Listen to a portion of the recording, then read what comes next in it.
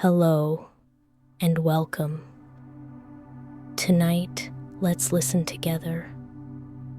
Each story is a little world, full of quiet moments, gentle feelings, and simple joys. As you listen, let the English enter your mind slowly, softly, like water soaking into the earth. You don't need to hurry. You don't need to understand everything. Just listen, feel. Let the rhythm of the language carry you. One day you will hear it all clearly, but tonight, just enjoy the journey. Let's begin. The morning coffee. Anna's day always started the same way. The sun would send a soft, gentle light through her bedroom window. It was not a bright light. It was a quiet light, a morning light. It touched her face and told her it was time to wake up. She did not use an alarm clock. The sun was her clock, and it was always kind. She would open her eyes slowly. For a moment, she would just lie in her warm bed, listening to the quiet sounds of the morning. Maybe a bird was singing outside. Maybe the wind was moving the leaves on the trees. It was always a peaceful start. After a few minutes, she would get out of bed. Her feet would touch the cool wooden floor. She would walk to the kitchen. The kitchen was her favorite room in the house. It was small and simple. There was a small table with 2 chairs, a window above the sink, and a clean countertop. Everything had its place. It was a calm and organized space. Anna liked it very much. The most important part of her morning was the coffee. For many years, she made coffee quickly. She would put coffee powder in a cup, add hot water, and drink it fast. It was just something to help her wake up. But one day, she decided to change this. She wanted her morning coffee to be a special moment, a small piece of happiness to start her day. So she bought a new coffee maker. It was not a fancy, expensive machine. It was a simple, beautiful glass pot. To make coffee, she had to do things slowly. First, she would take out the coffee beans. She loved the smell of the beans. They smelled dark and strong and full of promise. She would put a small amount of beans into a grinder. The grinder was not electric. It was a small manual grinder with a wooden handle. She had to turn the handle herself. It made a soft, grinding sound. Kirk, kirk, kirk. It was a slow sound, a morning sound. This small action made her feel connected to the process. She was not just pushing a button. She was making her coffee. After grinding the beans, she would open the grinder. The smell was even stronger now. It was rich and wonderful. It filled the small kitchen. She would take a deep breath and smile. This smell meant her day was truly beginning. She would put the ground coffee into a paper filter. Then she would heat the water. She would wait until the water was hot, but not boiling. The perfect temperature was important. Then came the best part. She would pour the hot water over the ground coffee very slowly. She would pour a little bit at a time, moving her hand in a small circle. The water would go through the coffee and drip down into the glass pot below. Drip, drip, drip. It was a quiet, patient sound. The coffee was a beautiful dark brown color. As the pot filled, the wonderful smell of fresh coffee grew stronger and stronger. The whole kitchen felt warm and cozy. While the coffee was dripping, she would not rush. She would look out the window above the sink. She could see her small garden. In the spring, there were bright flowers. In the summer, there were green leaves. In the autumn, the colors were red and gold. In the winter, sometimes there was white snow. Every day, the view was a little different. It was like a living painting. Watching her garden and waiting for her coffee helped her feel calm and present. She was not thinking about work or problems. She was just there, in her quiet kitchen, enjoying the simple moment. When the glass pot was full, the coffee was ready. She would choose her favorite cup. It was a simple white cup, but it felt perfect in her hands. It was smooth and warm. She would pour the dark, hot coffee into the cup. She did not add sugar or milk. She liked the pure, simple taste of the coffee. She would take the cup and sit down at her small kitchen table. The morning sun would be shining on the table. She would take the first sip. It was warm and delicious. It was not just a drink. It was the result of her slow, careful process. It was a cup of peace.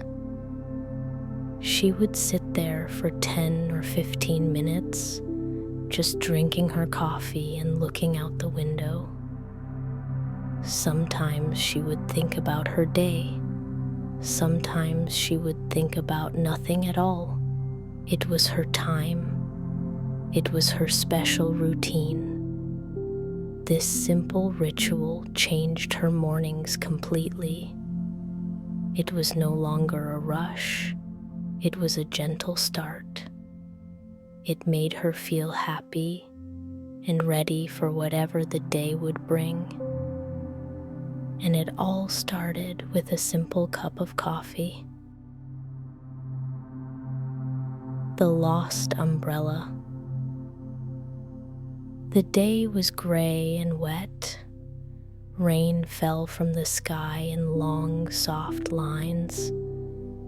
It was a day for staying inside with a warm drink and a good book. But Tom had to go out. He had a meeting in the city. He stood by his door and looked for his umbrella. He had many umbrellas, but he only loved one. It was a big, dark blue umbrella. The handle was made of smooth, dark wood. It felt strong and reliable in his hand. It was a gift from his grandfather. It was his favorite umbrella. He found it and opened the door. The sound of the rain was soft and steady. Pitter-patter, pitter-patter on the street. Tom opened his big blue umbrella. The sound of the rain on the umbrella was different. It was a soft, drumming sound, like a gentle song just for him. He felt safe and dry under it. He started to walk. The city was busy, even in the rain. Cars moved slowly, their lights shining on the wet roads. People hurried along, their heads down under their own umbrellas. Tom enjoyed his walk. The air was fresh and clean. The rain washed the city, making everything look new and bright. He liked the reflections of the city lights on the wet sidewalks. They looked like colorful, moving paintings. He walked for about 20 minutes. He arrived at the building for his meeting. He closed his wet umbrella and shook it gently. He folded it carefully and left it in the umbrella stand near the door. The stand was full of other wet umbrellas, all black and gray and boring. His blue umbrella looked special there. The meeting was long. It was 2 hours of talking and looking at papers. Tom felt tired when it was over. He said goodbye to his colleagues and went to the door. He looked at the umbrella stand. He looked for his beautiful blue umbrella. It was not there. He looked again, moving the other umbrellas. There were only black ones and a small red one. His umbrella was gone. A feeling of sadness came over him. It was just an umbrella, he told himself, but it felt like more. It was a connection to his grandfather. It was a small, familiar comfort on rainy days. He felt a little lost without it. He stood there for a moment. The rain was still falling outside. It was falling harder now. He had to go home. He decided to walk to the nearest bus stop. He stepped outside into the rain. Without his umbrella, the cold water hit his face and his coat. It was not pleasant. He started to walk fast, trying to stay close to the buildings. He felt unhappy. The beautiful, rainy city now just felt cold and wet. He missed his warm, dry space under his blue umbrella. He walked for a few blocks, feeling sorry for himself. Then he saw a small light down a narrow side street. It was a warm, yellow light. It came from a small shop. He had never seen this shop before. It looked cozy and inviting. The sign above the door was simple. It said, "The Little Book Cafe." He was cold and wet. He decided to go inside. The moment he opened the door, a small bell rang. A wave of warm air met him. It smelled of old books and fresh coffee. The cafe was small and quiet. There were bookshelves along all the walls, filled with books from top to bottom. There were a few small wooden tables and comfortable-looking chairs. Soft, gentle music was playing. It was a perfect place to escape the rain. A kind-looking woman with gray hair smiled at him from behind the counter. "Hello," she said. "A rough day for a walk?" "Yes," Tom said, smiling back. "I lost my umbrella." "Oh, that is a shame," she said. "Please come in and get warm. Can I get you a hot drink?" Tom ordered a hot chocolate. He found a small table in a corner. He took off his wet coat and sat down. The chair was soft and comfortable. He looked around the cafe. It felt like a secret, magical place. He felt his sadness about the umbrella start to fade away. The woman brought him his hot chocolate. It was in a big, warm mug. It was rich and sweet. He held the mug in his hands and felt the warmth spread through his fingers. He stayed there for an hour. He looked at the books. He found a book of poetry and read a few pages. He watched the rain fall outside the window. From inside the warm, cozy cafe, the rain looked beautiful again. He felt calm and peaceful. He had completely forgotten about his meeting and his lost umbrella. When the rain became softer, he decided it was time to leave. He paid for his drink and thanked the woman. "I am so glad I found this place," he said. "I am glad too," she said with a warm smile. "Please come again."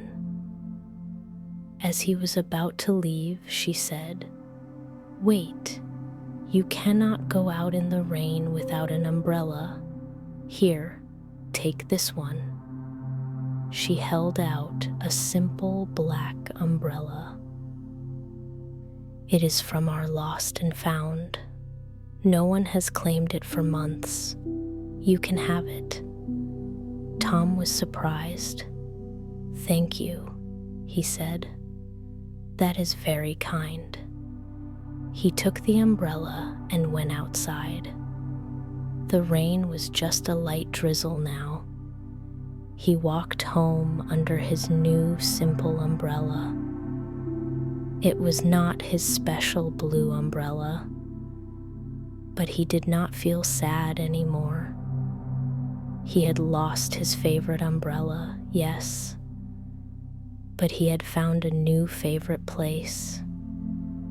He had found a warm, quiet cafe, a moment of peace, and the kindness of a stranger. He realized that sometimes losing something small can help you find something much, much better. He smiled as he walked. He knew he would be back to the little book cafe very soon. A new neighbor. Leo lived in a small apartment on the 3rd floor. He liked his apartment. It was quiet, and the morning sun filled his living room. For a year, the apartment next to his was empty. Leo liked the silence. He was a quiet person. He worked from home as a writer, so he enjoyed the peace. He could think and write without any noise. One Monday, he saw a big truck on the street. Men were carrying boxes and furniture into the building. They were moving things into the apartment next to his. Leo felt a little nervous. A new neighbor. What would they be like? Would they be loud? Would they play loud music? He hoped for another quiet person like him. For a few days, he heard sounds. He heard boxes being opened. He heard furniture being moved. The sounds were not too loud, but they were there. They were a reminder that he was not alone anymore. He felt curious. Who was this new person? Was it a man or a woman, old or young? He wanted to know, but he was also very shy. The idea of meeting someone new made his stomach feel funny. He thought about what to do. Maybe he should go and say hello. It was the polite thing to do. He could bring a small gift. A plant, maybe? Or some cookies? But he was not a good cook. A plant was a better idea. He had a lot of plants. He loved them. His apartment was like a small green jungle. He decided he would go the next day. He practiced what to say. Hello, I am Leo. I am your neighbor. Welcome to the building. It sounded simple, but in his head, it felt very difficult. What if they were busy? What if he bothered them? He worried about it all evening. The next morning, he chose a small, beautiful plant.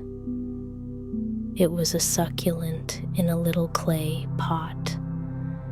It was easy to take care of. It was a good gift for a new home. He held the pot in his hands. His hands were a little shaky. He took a deep breath. You can do this, Leo, he told himself. He walked out of his apartment and stood in front of his neighbor's door. The door was painted a cheerful yellow color. The old door was brown. The new neighbor had already painted it. Leo liked the yellow. It was a happy color. He stood there for a full minute. He almost turned around and went back to his apartment. But then he thought about the yellow door. A person who paints their door yellow is probably a friendly person. He knocked softly on the door. Knock, knock. He heard footsteps inside. The door opened. A young woman stood there. She had kind eyes and a warm smile. She was wearing a blue shirt with some paint on it. She was holding a paintbrush. "Hello?" she said. Her voice was gentle. Leo forgot all the words he had practiced. He just stood there for a second, holding the small plant. Hi," he finally said. I am Leo. I live next door." He held out the plant. "This is for you. Welcome." The woman's smile got bigger. "Oh, thank you so much. That is so sweet of you. I'm Sarah." She took the plant and looked at it. "It's beautiful. I love succulents. Please come in for a moment, but please excuse the mess. I am still unpacking." Leo was surprised. He did not expect to be invited inside. "Okay," he said, and he stepped into the apartment. It was the same size as his, but it felt different. It was full of boxes and books and art supplies.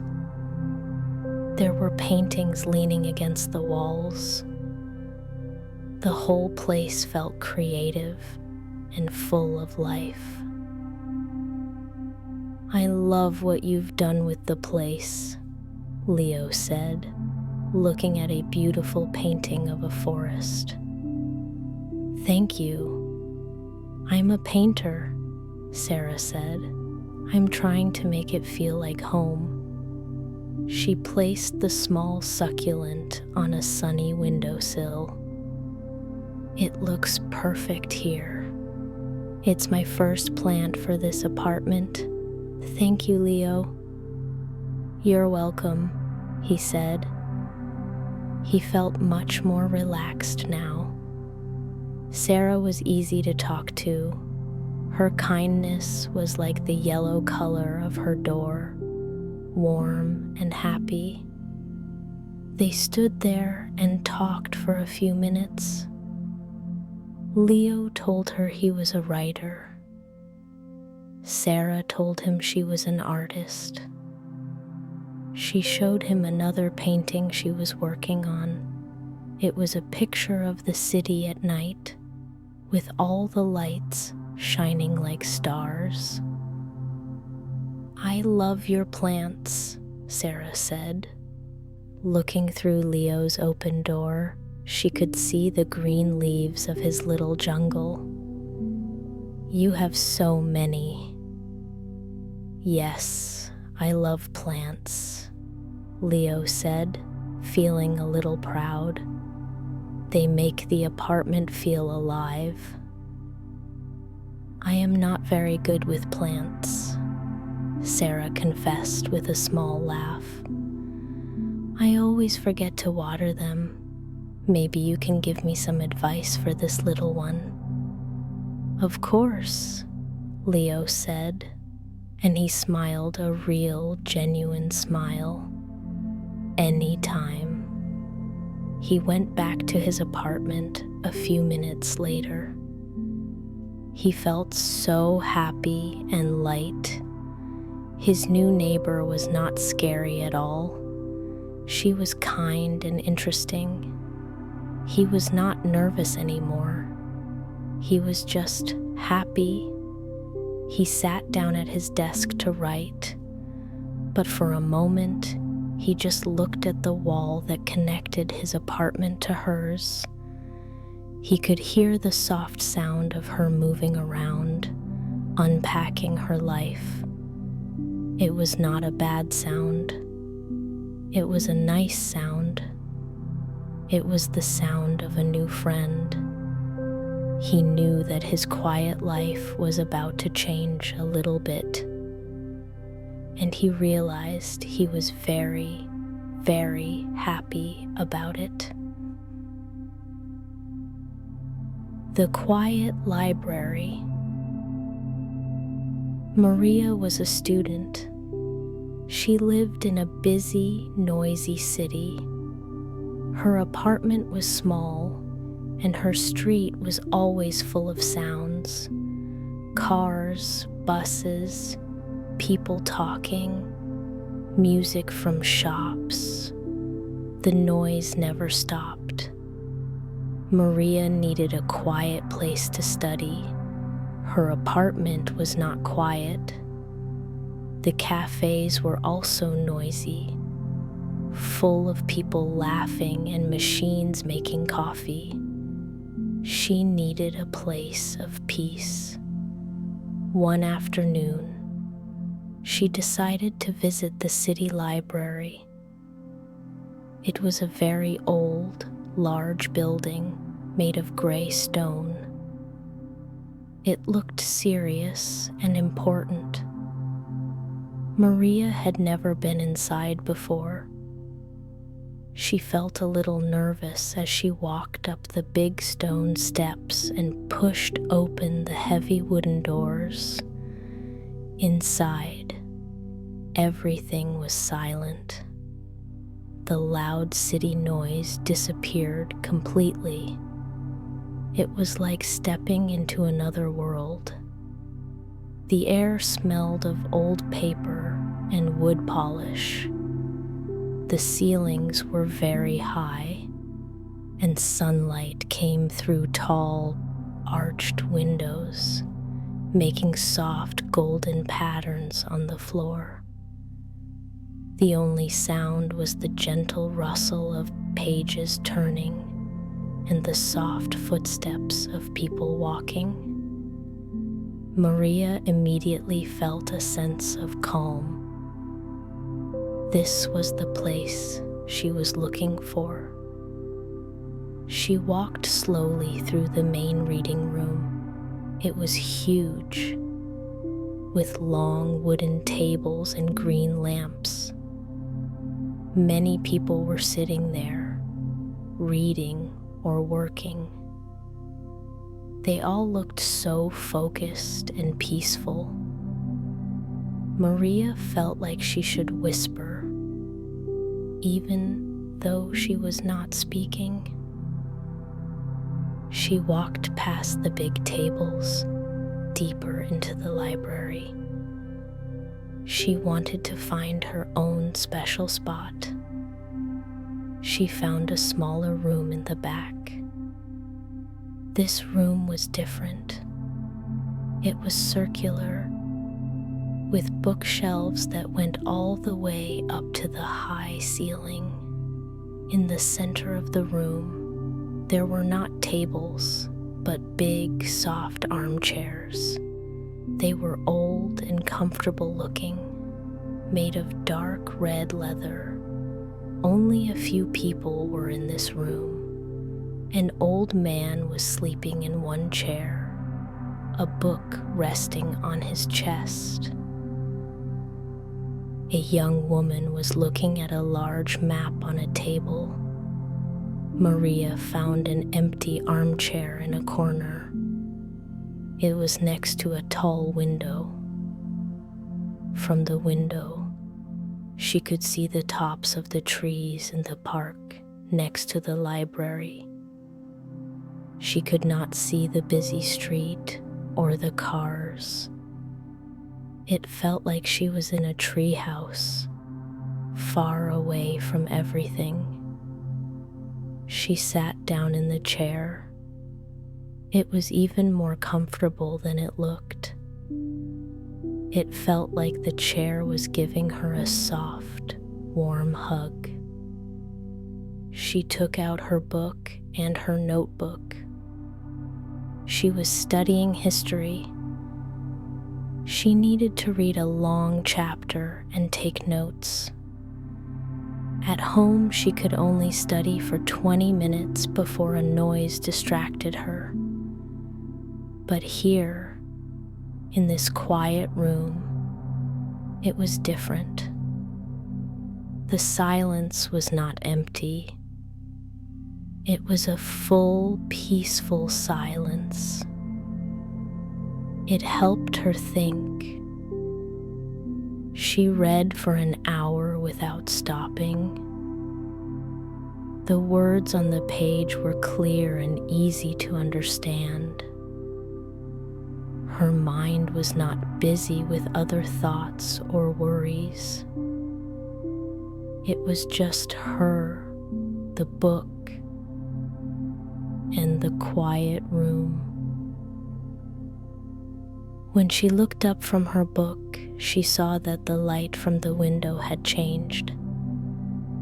The afternoon sun was lower in the sky. The light was softer and warmer now. It made the room look even more beautiful. Maria decided to take a break. She left her books on the chair and walked around the circular room. She looked at the titles on the spines of the books. There were books about art, travel, poetry, and science. There were books from all over the world. She ran her fingers lightly over the old leather covers. She imagined all the people who had read these books before her. She felt a connection to them, to all the quiet readers who had sat in this room over the years. She went back to her chair and sat down again. She did not start reading right away. She just sat there, looking out the window. She watched a small bird land on a branch of a tree. It sang a short, sweet song and then flew away. Maria smiled. She felt so peaceful. All the stress from her studies and the noise of the city had melted away. She stayed in the library until the sun went down. A librarian came in and turned on the soft, warm lamps in the room. The library became even cozier. Maria finished her chapter and wrote her notes. She felt good about her work. She had done more in a few hours here than she could do in a whole day at home. When it was time to leave, she packed her bag slowly. She did not want to go back to the noisy world outside. She looked at her armchair by the window. It was her spot now. She knew she would come back tomorrow, and the day after that. She had found more than just a place to study. She had found a small island of peace in the middle of a busy city.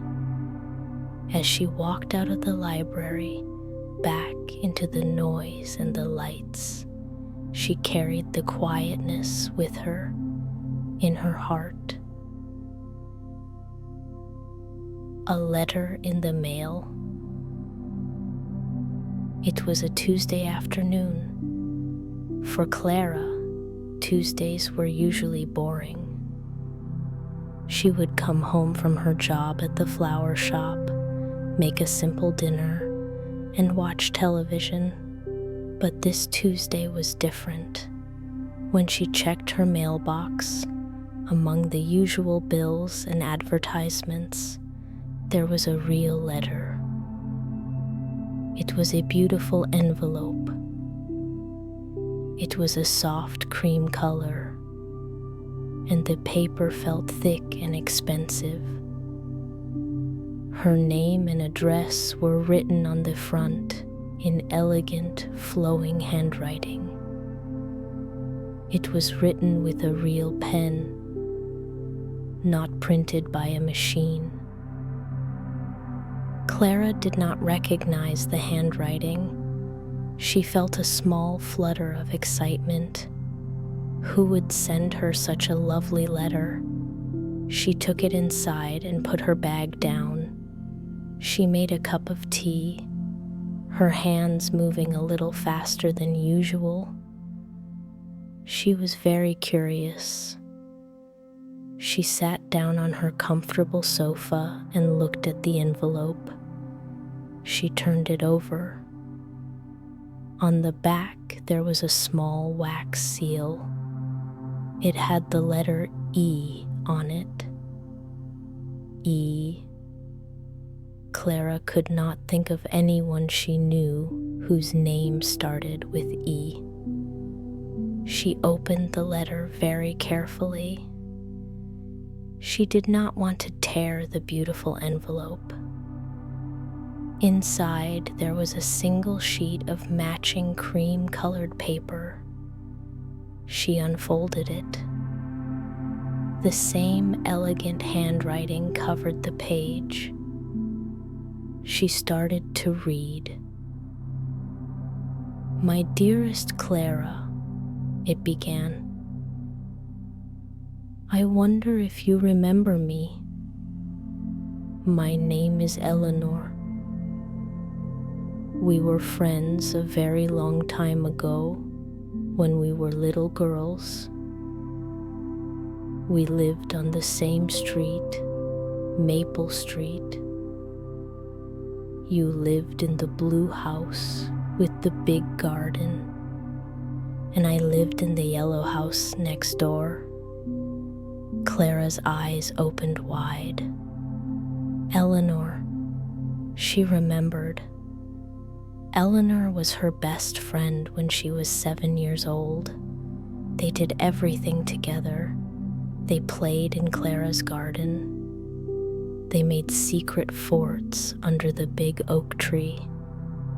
They shared all their secrets. But then, Eleanor's family moved away to another city. Clara was so sad. They promised to write letters, but they were just children. After a few letters, they lost touch. That was almost 20 years ago. Clara continued to read, her heart beating a little faster. "I have thought about you often over the years," the letter went on. "I always wondered how you were doing. A few weeks ago, I was visiting my parents. We were looking through old photo albums. I found a picture of you and me.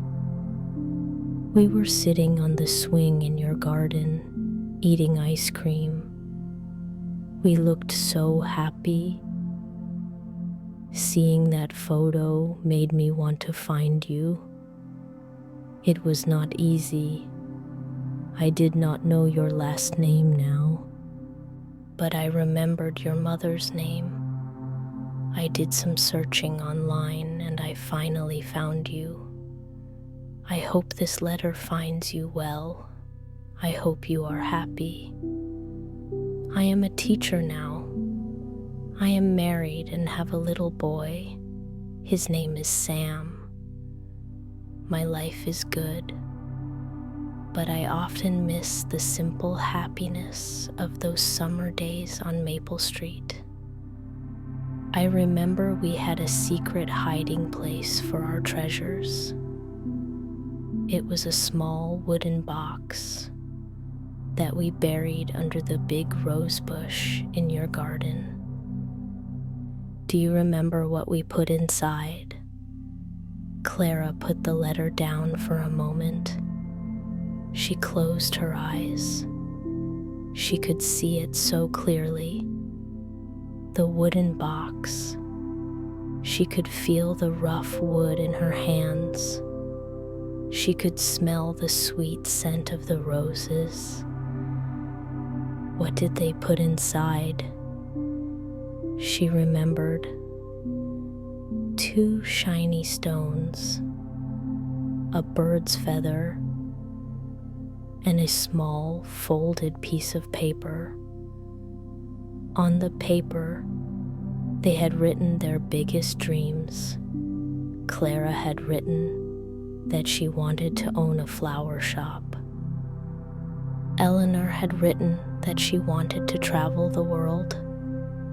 Clara smiled. She did own a flower shop.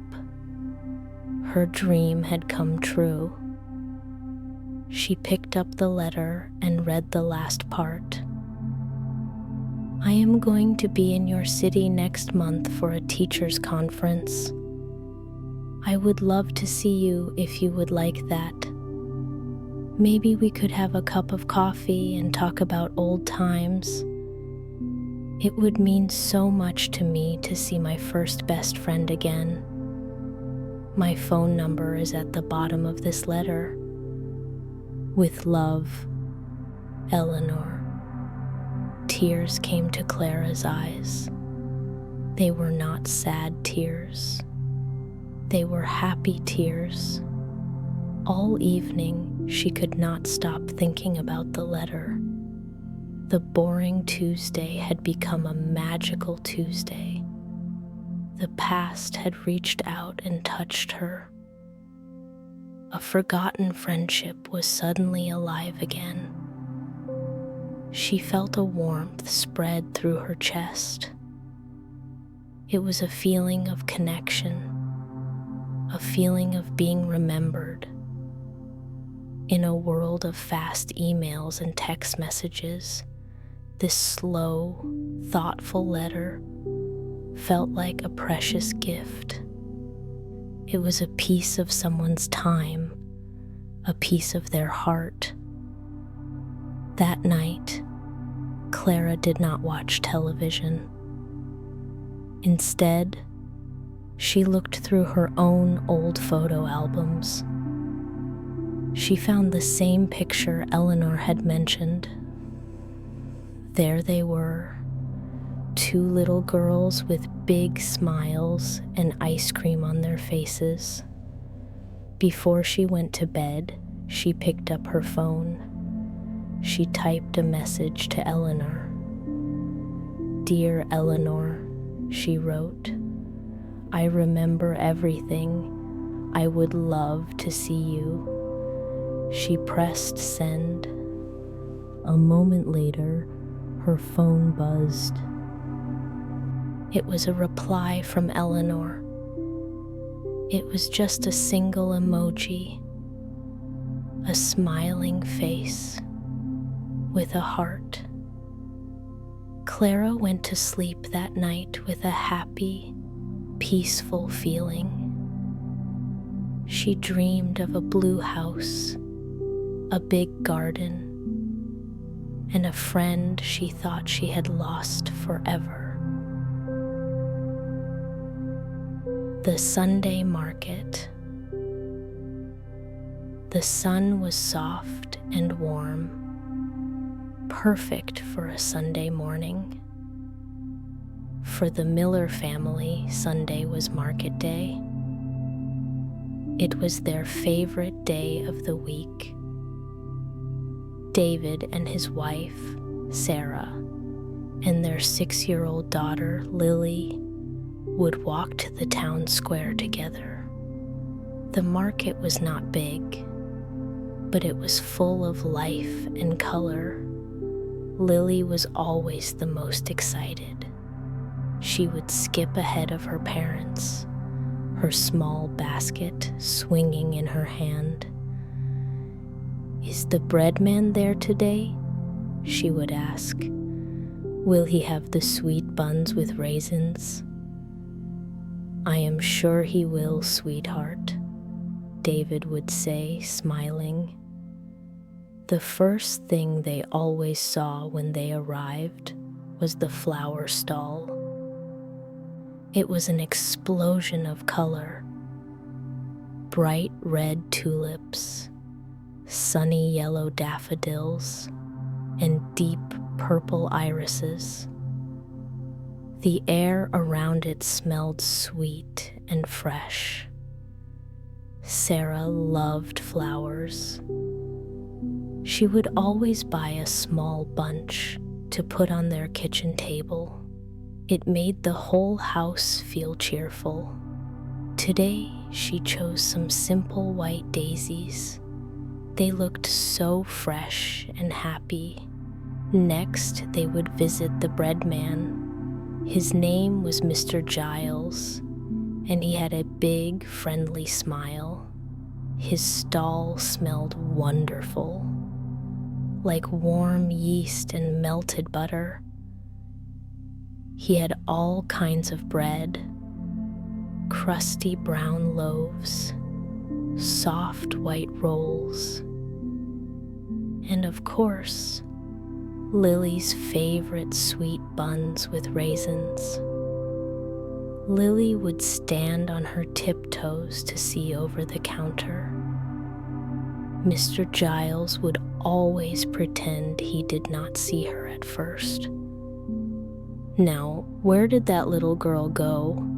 he would say, looking around. "I thought I heard someone who wanted a sweet bun." Lily would giggle. I'm here. Mr. Giles would laugh and give her a warm bun in a small paper bag. "Here you are, little one, fresh from the oven." Lily would take the bun with a very serious "thank you" and take a big bite. The warm, sweet bread made her very happy. After the bread stall, they would walk slowly through the rest of the market. There was a man who sold fresh eggs and cheese. There was a woman who sold homemade jams and honey. David would always buy a jar of her strawberry jam. It tasted like summer in a jar. They would look at the fresh vegetables. The carrots were bright orange. The lettuce was a crisp, light green. And the tomatoes were a deep, shiny red. Everything looked so much better than the vegetables in the supermarket. They were real. You could still see a little bit of soil on the potatoes. The farmers who grew them were standing right there, happy to talk about their work. They would tell you which apples were the sweetest and which potatoes were best for roasting. David and Sarah wanted Lily to understand where food came from. It did not just appear in the store. Real people worked hard to grow it. The market was the best classroom for this lesson. Lily would ask the farmers questions. "Does a carrot grow up or down?" she asked one day. The farmer laughed and explained how carrots grow under the ground. Their last stop was always the fruit stall. In the summer, it was full of sweet strawberries, juicy peaches, and dark red cherries. Today, it was autumn, so there were apples and pears. The apples were all different shapes and colors. Some were green and sour. Some were red and sweet. The farmer let them taste a slice of a bright red apple. It was crisp and delicious. They bought a big bag of them. With their bags full of flowers, bread, jam, and fruit, they would walk home. Their steps were slower now. They were not in a hurry. Sunday was a slow day. When they got home, they would put the flowers in a vase on the table. The smell of the fresh bread would fill the kitchen. For lunch, they would have a simple meal. They would eat the fresh, crusty bread with some cheese and slices of the crisp apple. It was a simple meal, but it was the best meal of the week. They were eating the morning. They were eating the sunshine and the fresh air and the kindness of the market sellers. In the afternoon, David and Lily would make something with the fruit they bought. Today, they would make an apple crumble. Lily would help wash the apples. David would cut them into small pieces. Sarah would mix the crumble topping with butter and sugar. The whole house would fill with the warm, sweet smell of cinnamon and baking apples. Later, they would eat the warm apple crumble with a little cream. They would sit together, feeling full and happy and peaceful. The Sunday market was more than just a place to buy food. It was a routine, a tradition. It was a time for the family to be together, to slow down, and to enjoy the simple, good things in life. It was a perfect, gentle end to a perfect, gentle day. The cat on the fence. Every morning, when Ben sat down at his kitchen table with his tea, he would see the cat. It was a small gray cat with big green eyes. It was not his cat. It belonged to the neighborhood. It did not have a collar, and it seemed to belong to no one and everyone at the same time. The cat's favorite spot was the old wooden fence that separated Ben's garden from his neighbor's. The cat would sit there, perfectly still, watching the world with a serious expression. Ben was a quiet man. He lived alone and worked from home as a graphic designer. His days were long and silent, filled with colors and shapes on a computer screen. He enjoyed his quiet life, but sometimes it felt a little empty. The daily appearance of the gray cat became a small, important part of his routine. He started to think of it as the fence cat. At first, the cat was very shy. If Ben moved too quickly near the window, the cat would disappear in a flash of gray fur. It was like a little ghost. Ben wanted to be friends with the cat, but he knew he had to be patient. He decided to try to earn its trust.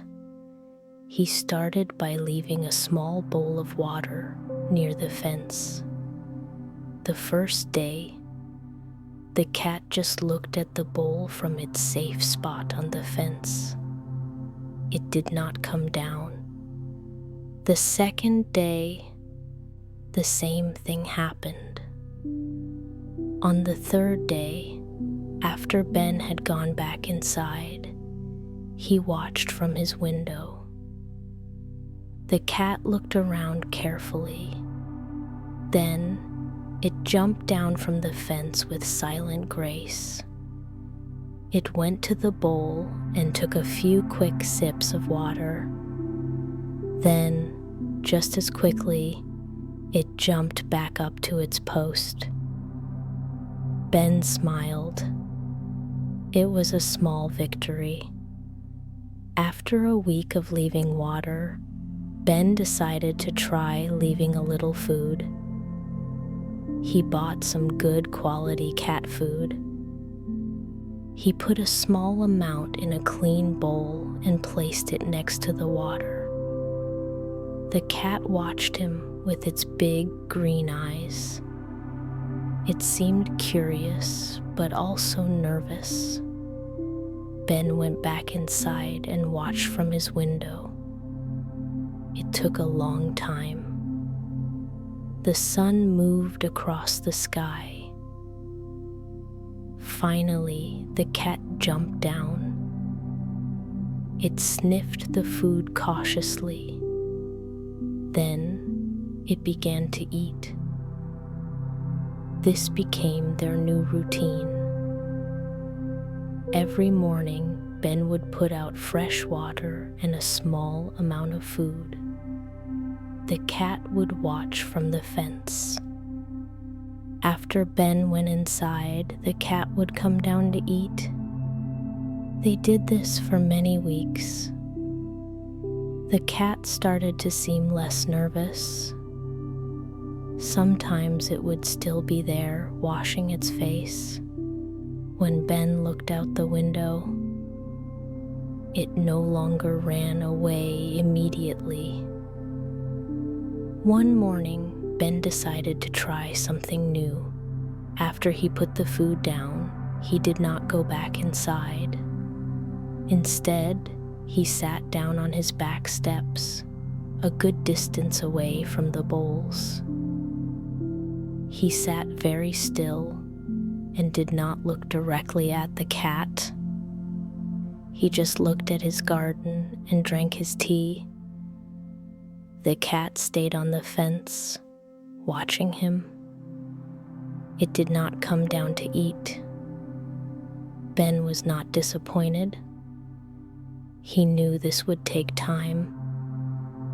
He sat there for 10 minutes, then he went inside. As soon as he closed the door, the cat jumped down and ate its breakfast. He did this every day for a week. He would sit on the steps, and the cat would watch from the fence. Then, one sunny morning, something changed. Ben was sitting on the steps, and the cat jumped down from the fence. It did not go to the food bowl. Instead, it walked slowly toward him. It stopped a few feet away and looked at him. Its tail gave a small, questioning flick. Ben's heart beat a little faster. He stayed perfectly still. He did not want to scare it. He spoke to it in a very soft, low voice. "Hello there," he said gently. "You are a very beautiful cat." The cat just looked at him. Then it turned and went to the food bowl and started to eat. But it was a big step. It had come closer to him than ever before. Ben felt a deep sense of happiness. The next day, the cat came even closer. It walked right up to the steps and rubbed its body against the wood. Then it looked up at him and made a small, quiet sound. It was not quite a meow. It was a soft little meow. Ben slowly reached out his hand. The cat watched his hand move. It did not run away. He touched the top of its head very gently. The fur was soft and thick. He stroked the cat's head once, then twice. The cat closed its eyes and started to purr. The sound of the purr was a low, vibrating rumble. It was the most beautiful sound Ben had ever heard in his quiet garden. He felt a connection to this small, wild creature. He was no longer just the man who left food. He was a friend. From that day on, the cat would come to him every morning. It would rub against his legs and let him stroke its back. It would purr loudly. Sometimes It would even sit on the step next to him while he drank his tea. Ben's quiet mornings were not so quiet anymore.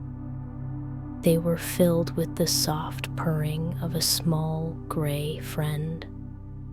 His life did not feel empty. It felt full. The cat on the fence had found a home, not inside Ben's house, but in his heart. Baking a cake. It was a gray and rainy Saturday.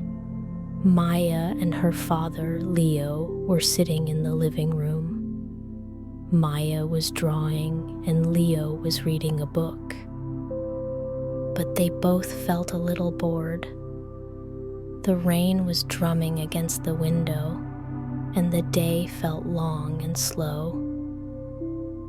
"I'm bored," Maya said, putting down her crayons. She was 7 years old, and she did not like being bored. Leo put down his book. "Me too," he said. "What should we do?" Maya thought for a moment. Her eyes lit up. "Let's bake a cake," she said. Leo smiled. He was not a baker. In fact, he was not a very good cook at all. He could make pasta and sandwiches, but that was about it. The idea of baking a cake was a little scary. It seemed complicated with all the measuring and mixing. But then he looked at Maya's excited face. How could he say no? "A cake?" he said. "That's a great idea, but I don't know how to bake a cake." "We can learn," Maya said. "We can find a recipe online." And so, their adventure began. They went into the kitchen. Leo found a simple recipe for a chocolate cake on his phone. It looked easy enough. "Okay," he said, feeling a little more confident. "First, we need to get all the ingredients." They started to look through the kitchen cupboards. They needed flour, sugar, cocoa powder, eggs, milk, and butter. It was like a treasure hunt. They found the flour at the back of a high shelf. When Leo took it down, a little cloud of white flour puffed out and landed on his nose. Maya giggled.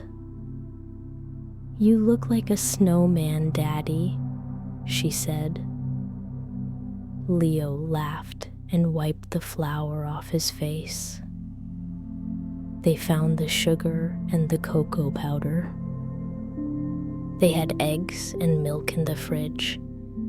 They had everything they needed. Step 1. Preheat the oven. Leo read from his phone. He turned the oven on. Step 2. Mix the dry ingredients. That's the flour, sugar, and cocoa powder. They got a big yellow bowl.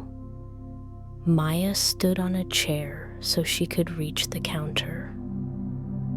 Leo measured the flour and sugar and poured it into the bowl. Then it was Maya's turn to measure the cocoa powder. She was very careful. She filled the measuring cup perfectly. But as she poured it into the bowl, she sneezed. A big cloud of brown cocoa powder went everywhere. It was on the counter, on the floor, and all over Maya's face and shirt. For a second, They were both silent. Then they looked at each other. Maya had a brown mustache of cocoa powder. Leo had brown spots on his glasses. They both started to laugh. They laughed so hard that Leo had to hold onto the counter. The kitchen was a mess, but they were having so much fun. After they cleaned up most of the cocoa powder, they continued. Next, we need to add the wet ingredients, Leo said. The eggs, milk, and melted butter. Leo cracked the eggs into a small bowl. He was very careful not to get any shells in it. Maya poured in the milk.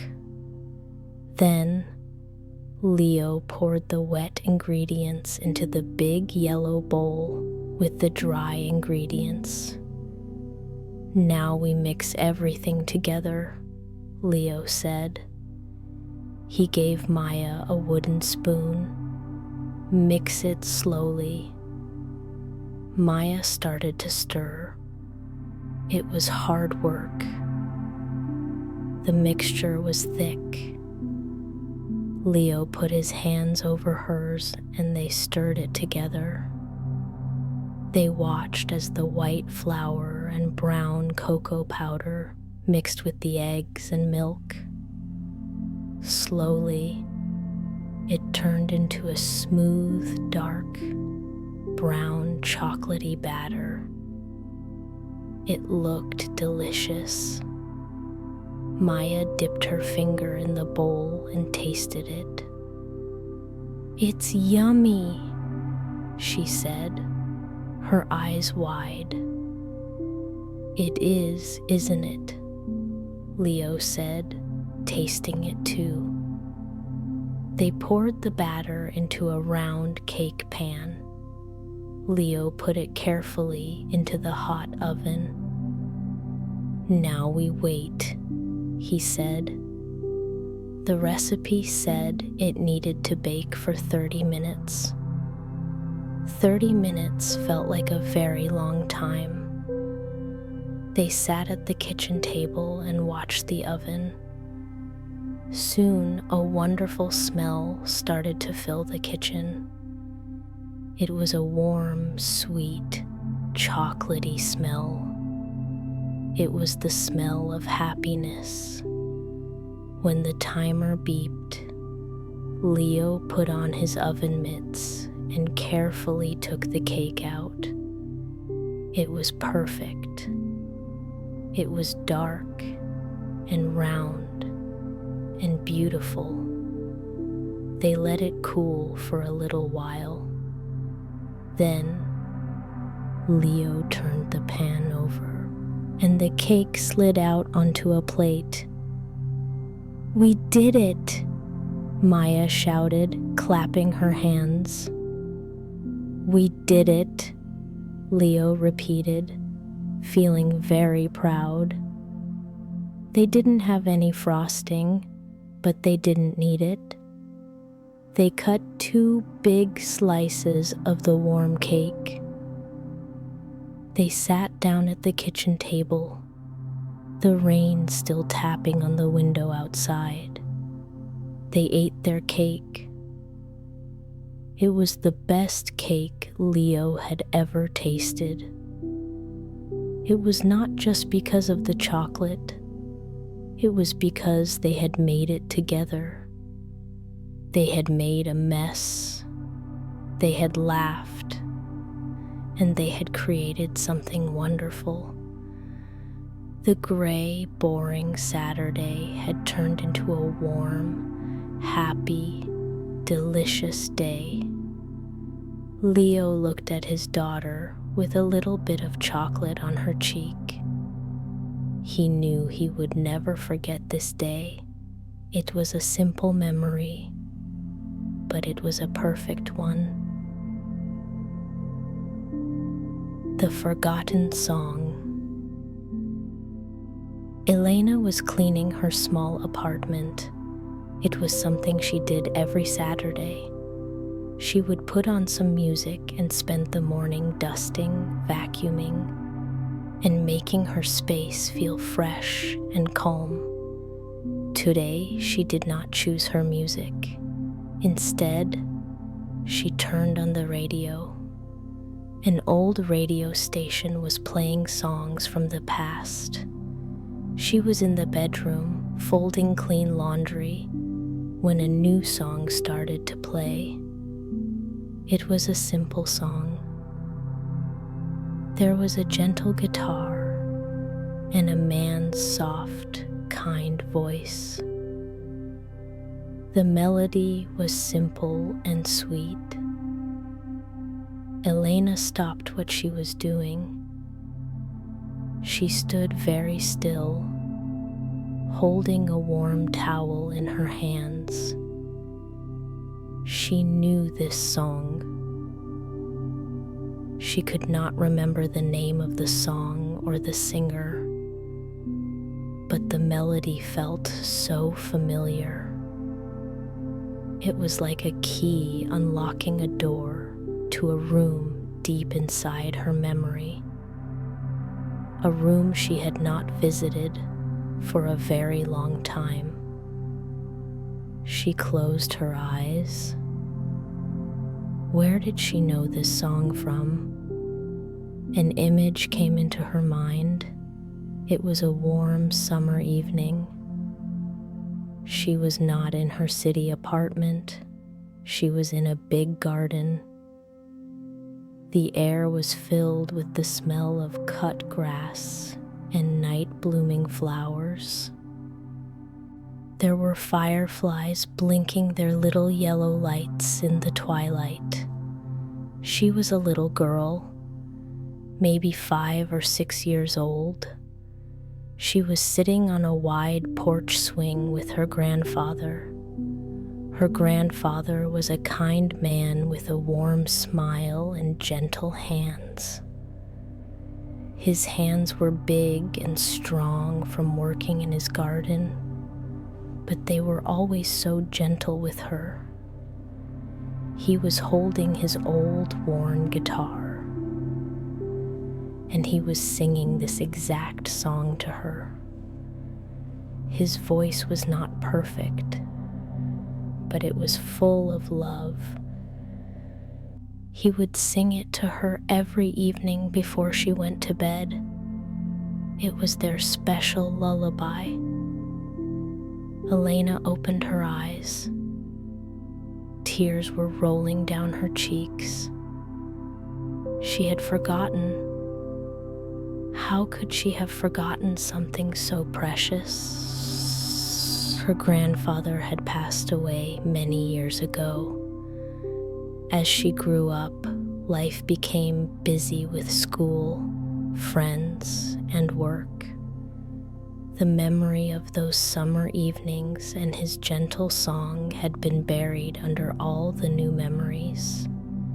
She sat down on her bed, the towel still in her hands. She listened to the rest of the song on the radio. Every note, every word brought back more memories. She remembered the feeling of the rough wood, of the swing under her small legs. She remembered the comfortable weight of her head resting on her grandfather's shoulder. She remembered how safe and loved she felt in those moments. The world was big and sometimes scary, but on that porch swing, with that song, everything was okay. The song ended. The radio announcer said the name of the song and the artist. Elena quickly wrote it down on a piece of paper. She wanted to be able to find it again. She did not want to lose it a second time. She did not continue cleaning. The mood had changed. She went to a closet and pulled out a large, dusty box. The box was full of old photo albums. She sat on the floor and opened the first one. She turned the pages slowly. There were pictures of her as a baby, as a toddler, as a little girl. And then she found it. A picture of her and her grandfather on the porch swing. He was looking down at her with so much love in his eyes, and she was looking up at him, her face full of trust. He was not holding his guitar in the picture, but Elena knew this was the time. This was the place where he sang her song. She spent the rest of the afternoon looking through the old photos. She remembered so many things. She remembered her grandfather teaching her how to plant a seed. She remembered him pushing her on the swing, higher and higher, as she laughed and shouted. She remembered the stories he used to tell her. The forgotten song had given her a gift. It had given her back a piece of her own story. It reminded her of where she came from. It reminded her of the deep, unconditional love that had been a foundation of her life. That evening, Elena used her computer to find the song. She played it again. This time, she did not cry. She just listened, and a feeling of deep peace and gratitude washed over her. The song was not sad. It was a celebration of a beautiful memory. Before she went to sleep, she played the song one more time, very quietly.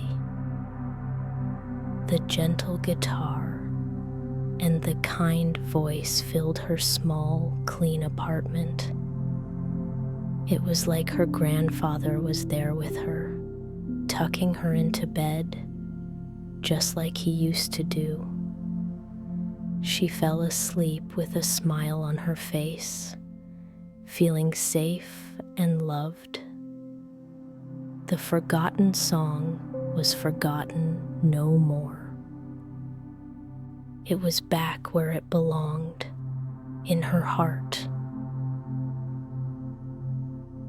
A bus ride home. The clock on the office wall finally showed 5 o'clock. For Mark, this was the best moment of the day. He worked in a busy office in the city center. The office was always bright with artificial lights and loud with the sounds of phones ringing, keyboards clicking, and people talking. Mark was an accountant, and he spent his day looking at numbers on a computer screen. It was important work, but it was very tiring. His mind felt full and heavy by the end of the day. He said goodbye to his colleagues, put on his coat, and walked out of the building. The city air was cool. The streets were crowded with people rushing home. Everyone seemed to be in a hurry. They walked fast, their faces serious, their minds already on the next thing they had to do. Mark used to be like that.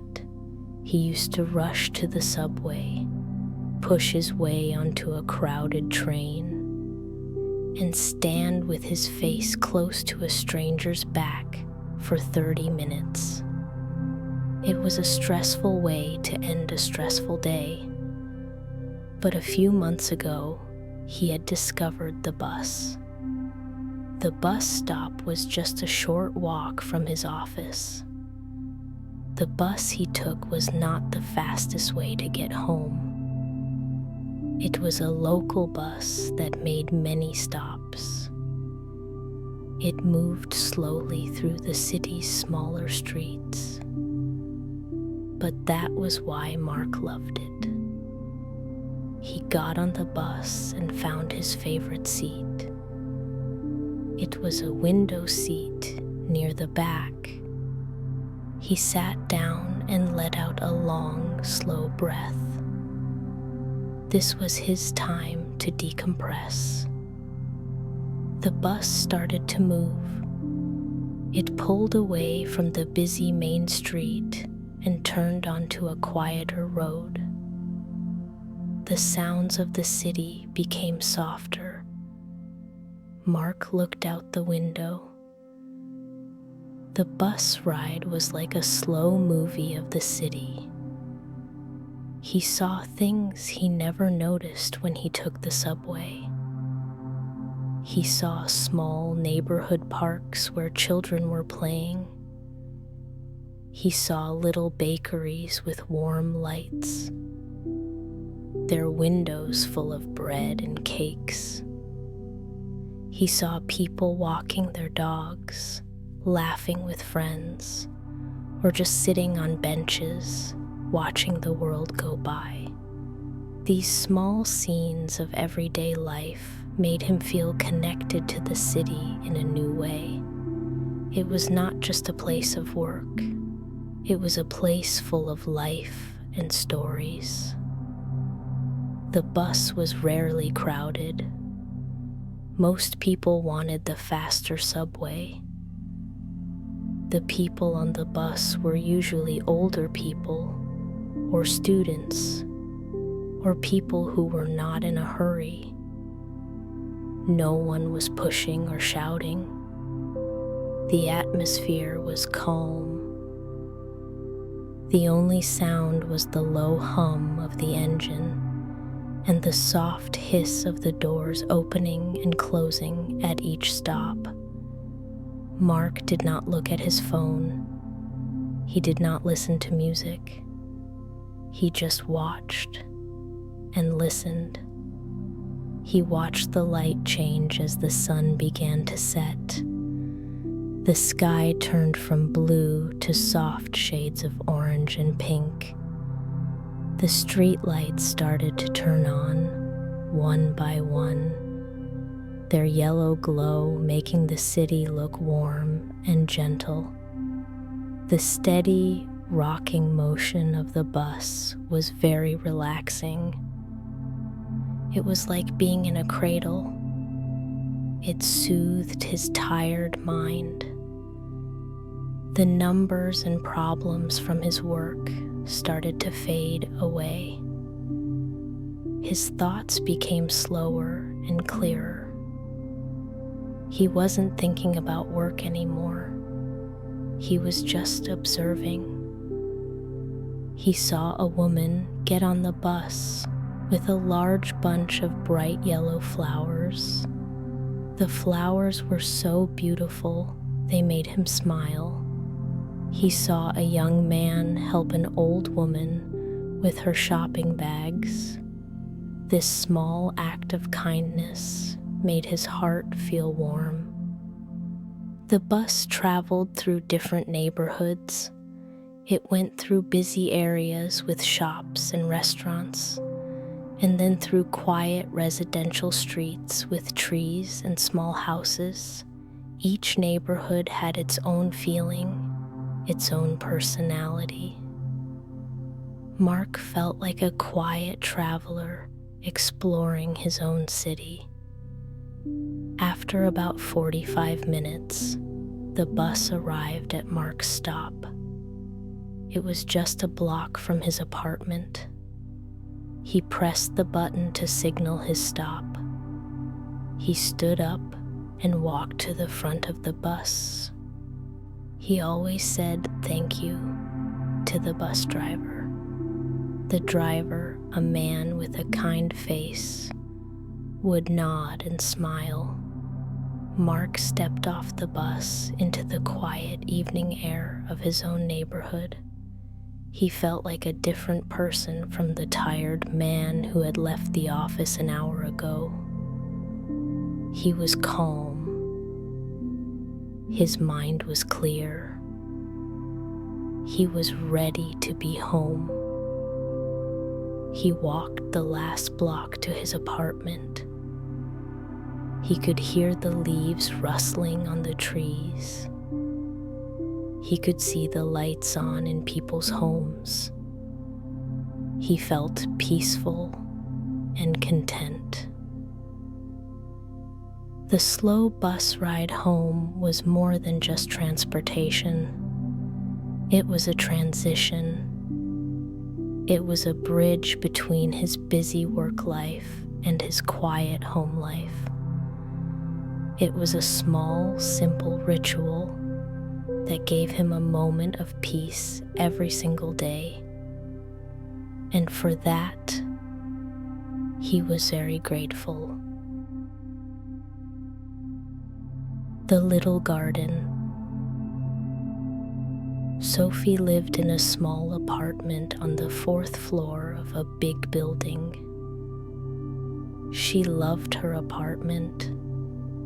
It was her own cozy, safe space in a very large city. It had a big window in the living room that let in a lot of light. But her favorite part of the apartment was the balcony. It was not a big balcony. It was just a small concrete rectangle.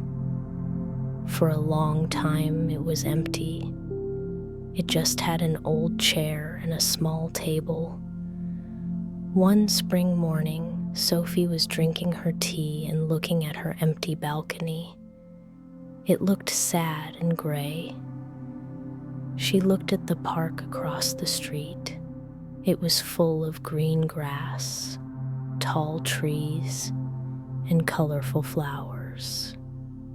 She wished she could have a little piece of that green world for herself. Then she had an idea. A garden. A balcony garden. The idea excited her. She knew nothing about gardening. She had never planted anything in her life. But she wanted to try. That weekend, she went to a garden center. It was a wonderful place, full of the smell of damp earth and fresh plants.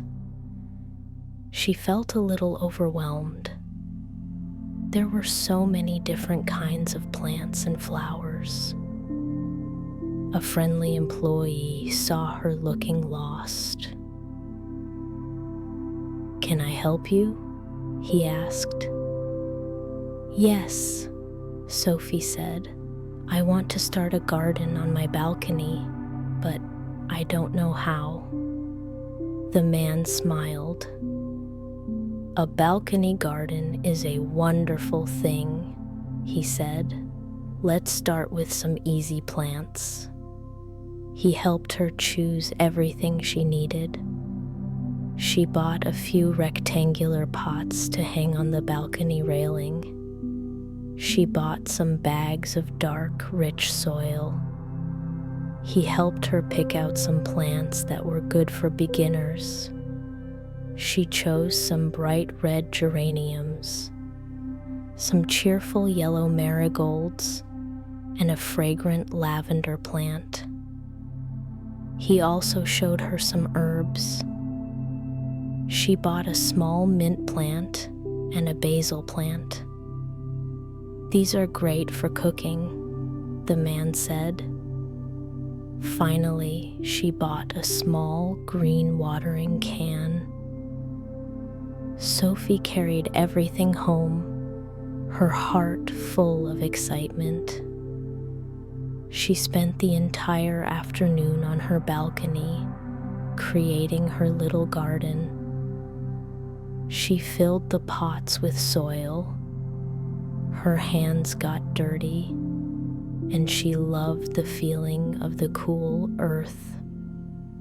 She carefully took the plants out of their plastic containers and planted them in the pots. She arranged them carefully, putting the red geraniums next to the yellow marigolds to make a beautiful contrast. She hung the pots on this railing. When she was finished, she stepped back to look at her work. The balcony was transformed. It was no longer a sad, gray space. It was a splash of color and life. The red and yellow flowers were bright and cheerful. The green leaves of the herbs looked fresh and healthy. She watered her new plants with her little green watering can. The water made the colors of the flowers look even brighter. The smell of the wet soil and the sweet scent of the lavender filled the air. Sophie sat down in her chair and took a deep breath. She felt incredibly happy. Caring for her little garden became her favorite daily ritual. Every morning before work, she would go out onto the balcony to check on her plants. She would see if they needed water. She would gently touch their leaves. She would pull out any small weeds. This small task helped her start her day feeling calm and connected to nature. She loved watching her garden grow and change. One day, she saw the first new bud on a geranium. She felt a thrill of excitement. A few days later, it opened into a beautiful red flower. She felt so proud, as if she had created the flower herself. Her basil and mint plants grew quickly. She would pick a few leaves to put in her pasta or her tea. The fresh taste was so much better than the dried herbs from the store. Her balcony became her sanctuary. After a long day at work, she would sit out there, surrounded by her plants. She would watch the bees visit her flowers. She would listen to the gentle rustle of the leaves in the breeze. The small space felt like a world away from the noise and stress of the city. It was her own private piece of nature. Her friends noticed the change in her. "You seem so relaxed and happy lately," one friend said. "It's my garden," Sophie would reply with a smile. The little garden taught her about patience. It taught her about nurturing.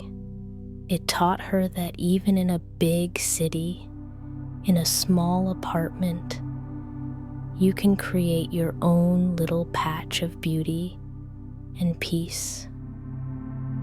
It all started with a simple idea and a desire for a little bit of green. Her small gray balcony was now her favorite place in the world.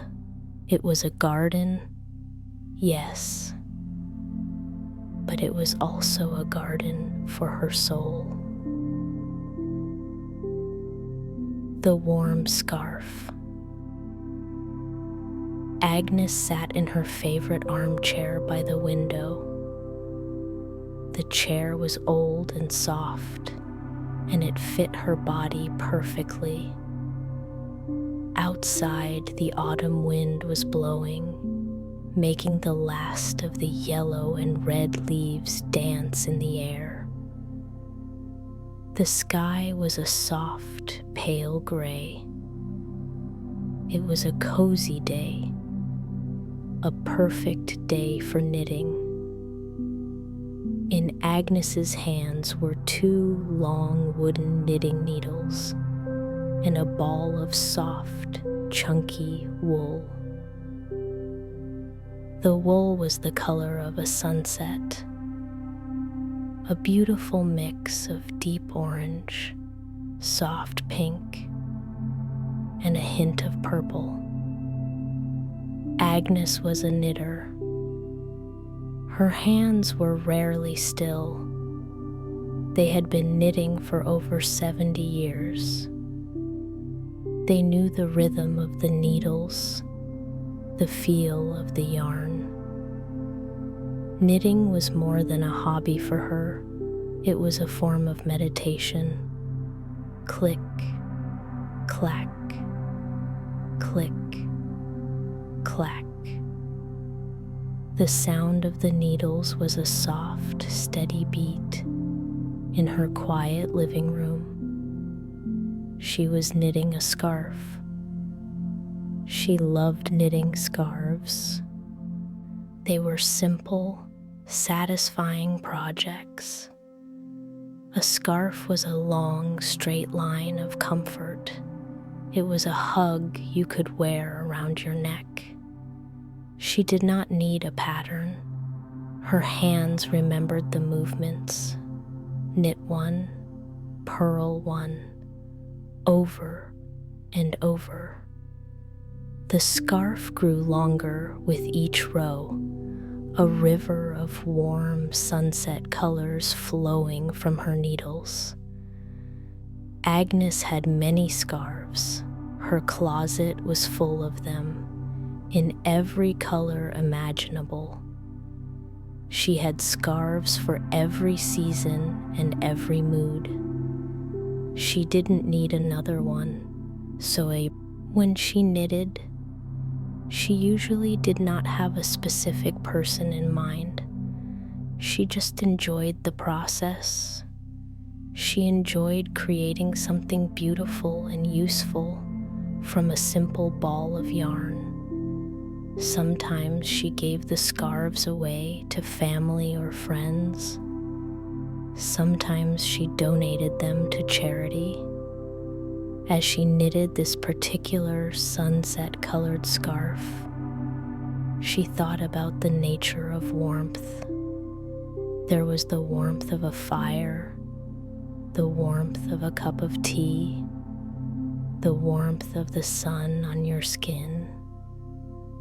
And then there was the warmth of kindness, a kind word, a gentle smile, a small, thoughtful gesture. This kind of warmth, she thought, was the most important of all. The scarf was almost finished. It was long and thick and incredibly soft. She held it up. The colors were beautiful together. It looked like a piece of a perfect autumn evening. She imagined someone wearing it on a cold day, feeling its softness and warmth around their neck. The thought made her smile. The next day was cold. The wind was sharp, and the gray sky threatened snow. Agnes had to go to the post office. She bundled up in her warm coat, a hat, and one of her own knitted scarves, a deep green one. She decided to take the new sunset scarf with her. She folded it carefully and put it in her large handbag. She didn't know why. It just felt like the right thing to do. At the bus stop, a young woman was waiting. She was not dressed warmly enough for the cold day. She was wearing a thin jacket and had no hat or scarf. She was shivering, her arms wrapped tightly around herself. She looked tired and sad. Her face was pale, and her eyes were fixed on the ground. Agnes's heart went out to her. Agnes sat down on the bench, not too close, but near enough. She watched the young woman for a moment. The woman did not seem to notice her.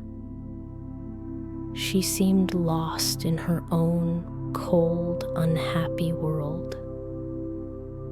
Agnes thought about the warm scarf in her bag. She thought about the warmth of kindness. She felt a little nervous. It was strange to approach a stranger. What if the woman was offended? What if she thought Agnes was crazy? But the feeling of wanting to help was stronger than her nervousness. She opened her handbag and took out the sunset-colored scarf.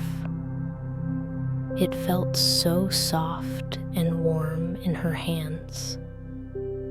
She stood up and walked over to the young woman. "Excuse me, dear," Agnes said in her gentle, grandmotherly voice. The young woman looked up, surprised. Her eyes were sad. "Yes?" "I can see you are very cold," Agnes said. "I knitted this scarf, and I would like you to have it." She held out the beautiful scarf. "The colors would look lovely on you." The young woman was speechless. She just stared at Agnes and then at the scarf. "For me?" she whispered. "But why? You don't know me." "I know," Agnes said with a soft smile. "But it is a cold day, and I have many scarves at home. This one is looking for a neck to keep warm. I think it has found one." Tears welled up in the young woman's eyes. She slowly reached out and took the scarf. The wool was soft and warm against her cold fingers. I don't know what to say," she stammered. "Thank you." "You are very welcome, dear," Agnes said. The young woman wrapped the scarf around her neck. The bright, warm colors of the sunset seemed to bring some life to her pale face. She buried her chin in its softness. A small, real smile touched her lip. "It's so warm," she said. The bus arrived then. They got on together. They didn't speak more, but a connection had been made. When Agnes got off at her stop, she looked back at the young woman. The woman was looking out the window, her hand resting on the soft, colorful wool around her neck. She saw Agnes and smiled, a real grateful smile. Agnes smiled back and waved. Walking home from the post office, Agnes did not feel the cold wind. Her own heart felt warm. The scarf had done its job.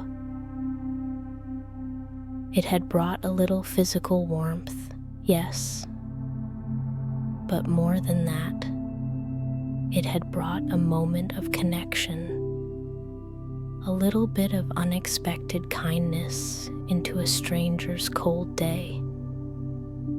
And Agnes knew, with a deep and certain feeling, that this was the best kind of warmth there was. A picture on the wall. Liam was cleaning his apartment. It was a task he did not particularly enjoy, but he liked the feeling of a clean, organized space. He was cleaning out a closet that he rarely opened. It was full of old things he had forgotten about, old clothes, books he had already read, and a few cardboard boxes. He pulled out one of the boxes. It was heavy and covered in dust. He couldn't remember what was inside. He took it to the living room, opened the flaps, and looked inside. It was full of old papers, university notebooks, and other things from his past.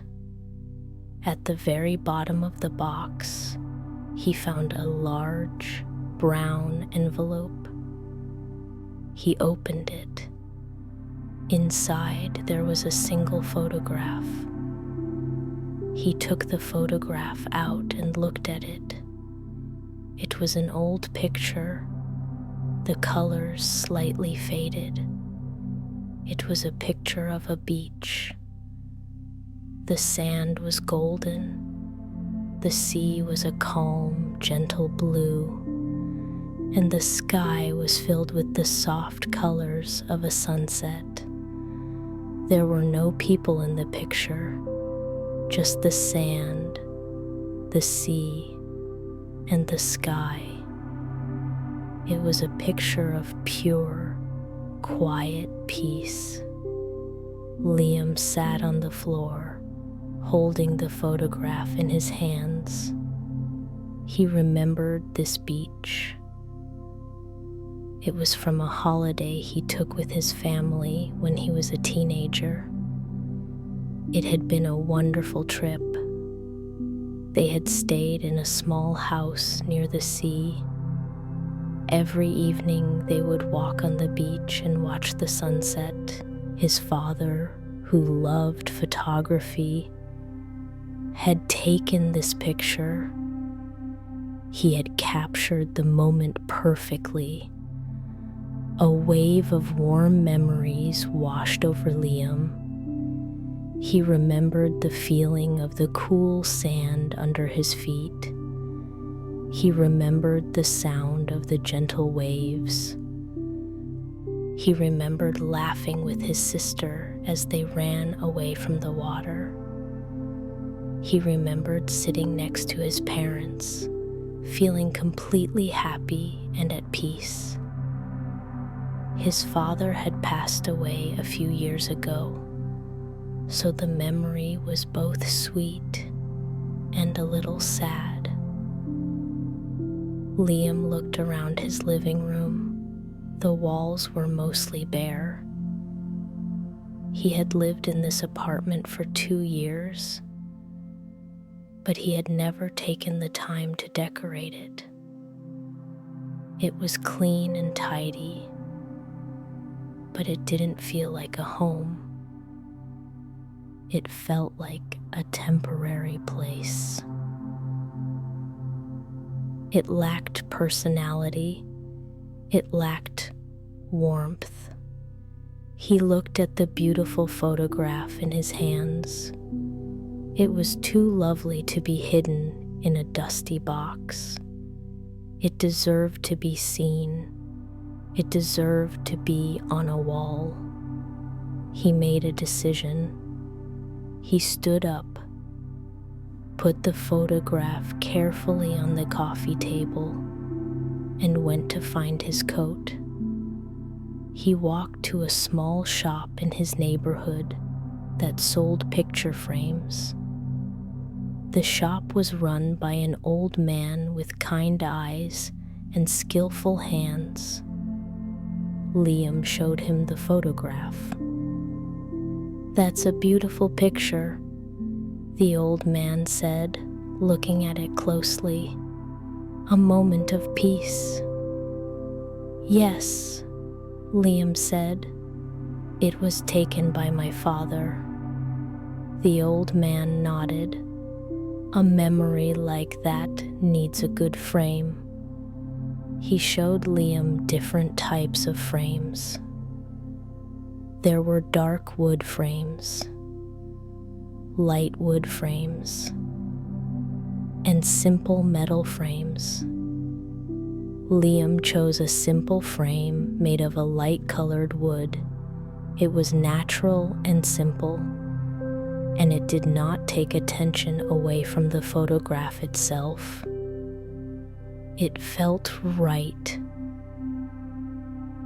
The old man carefully placed the photograph inside the frame. He secured the back and polished the glass. When he handed it back to Liam, it was transformed. It was no longer just a picture. It was a piece of art. Liam carried it home carefully. He felt a sense of purpose and excitement. Back in his living room, he had to decide where to hang it. He tried holding it against different walls. Finally, he chose the large, empty wall above his sofa. It was the first thing you saw when you walked into the room. He found a hammer and a nail. He was not very good at this kind of thing, but he was careful.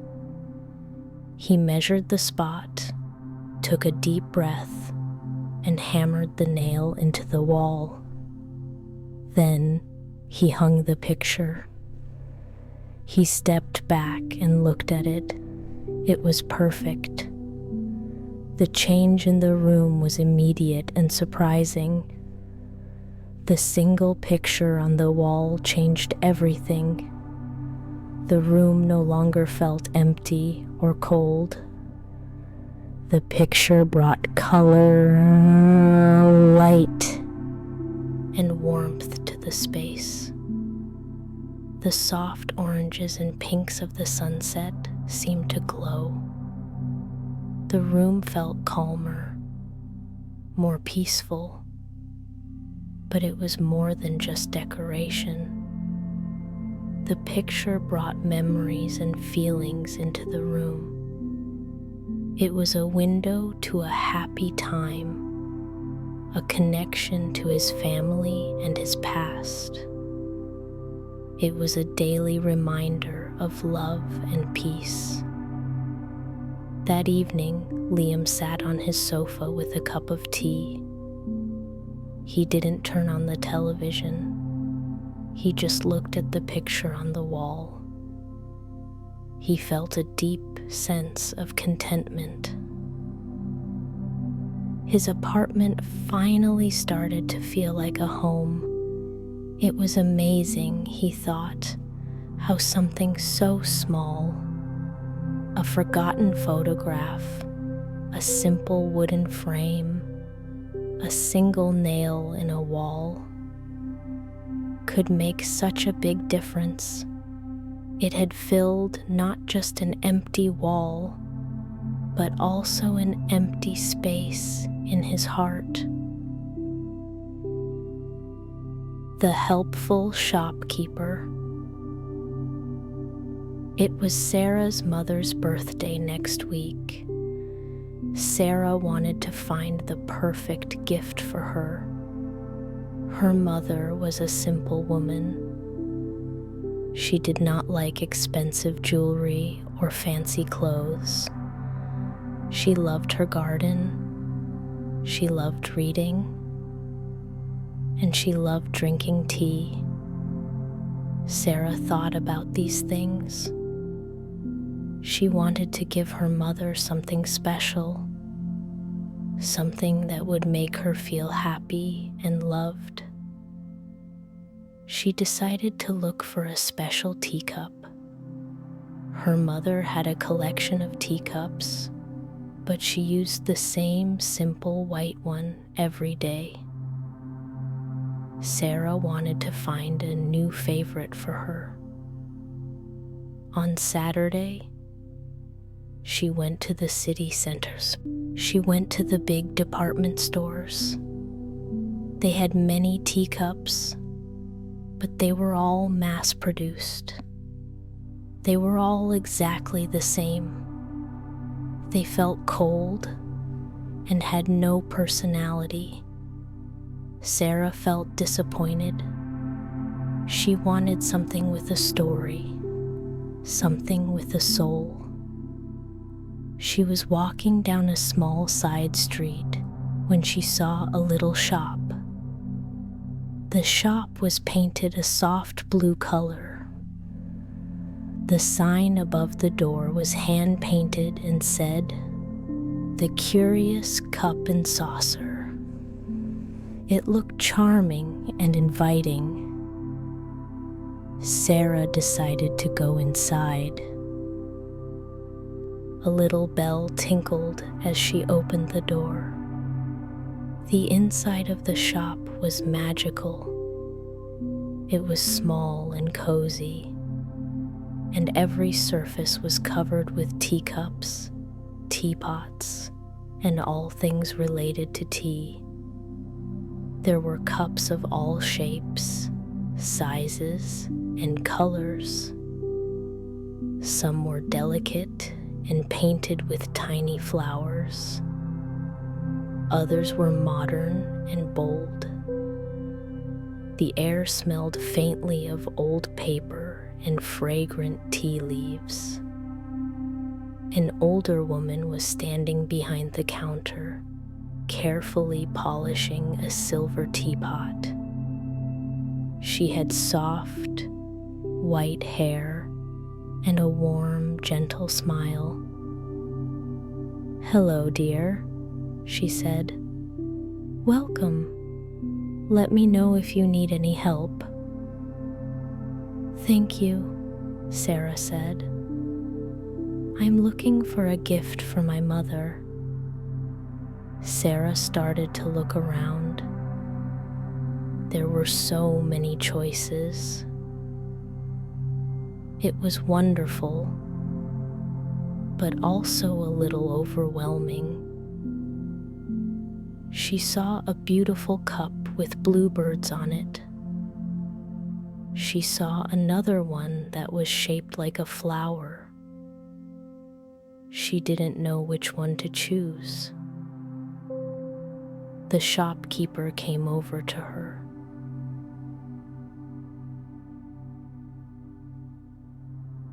"It can be difficult to choose, can't it?" she said kindly. "Tell me a little about your mother. What is she like?" Sarah was a little surprised.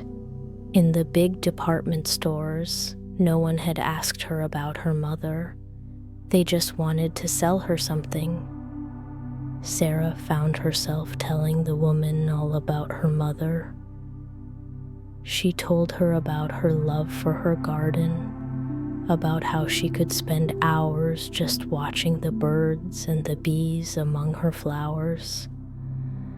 She told her how her mother was a quiet, gentle person who found joy in simple, beautiful things. The shopkeeper listened patiently. She nodded and smiled. "I see," she said, when Sarah had finished. "I think I have just the thing." She led Sarah to a quiet corner of the shop. On a high shelf, there was a teacup that Sarah had not noticed before. The shopkeeper carefully took it down. "This one," she said, placing it in Sarah's hands. The teacup was beautiful. It was a soft, creamy white color. It was not perfectly shaped. You could see it was made by hand. Around the rim, a delicate green vine was painted. with tiny detailed leaves, and sitting on the vine was a small, exquisitely painted bumblebee. It was so detailed you could almost hear it buzz. "Oh," Sarah whispered.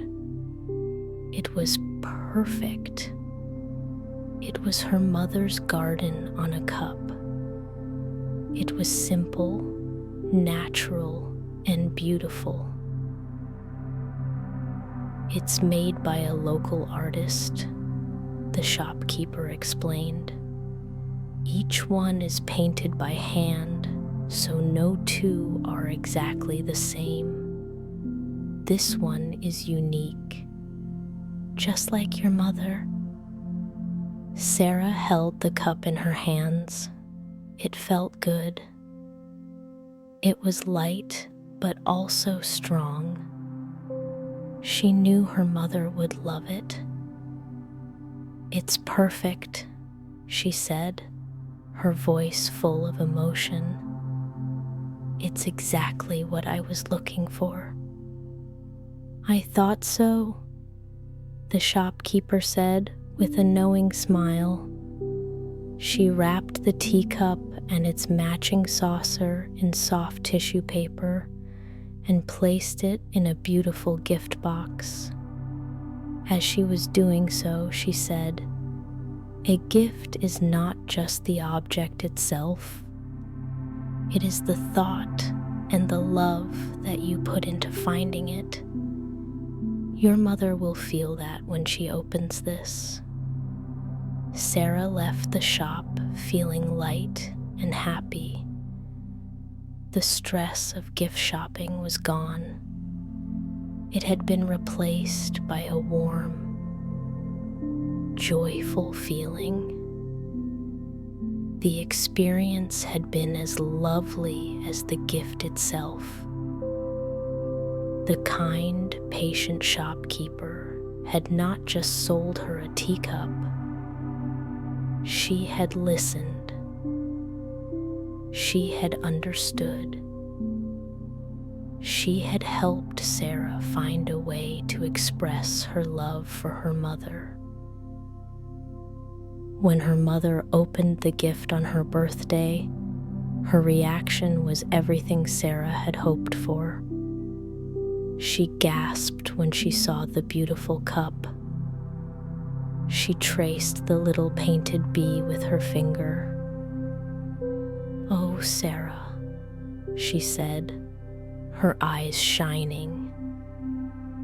"It's the most beautiful teacup I have ever seen. It's my garden." That afternoon, she made a pot of her favorite tea and drank it from her new cup. Sarah watched her, and her heart felt full. The helpful shopkeeper was right. It was not just a cup. It was a box full of love. A rainy afternoon. The rain started in the morning. It was not a loud, angry storm, just a steady gray drizzle that covered the city in a soft mist. From his apartment window, David watched the people on the street below.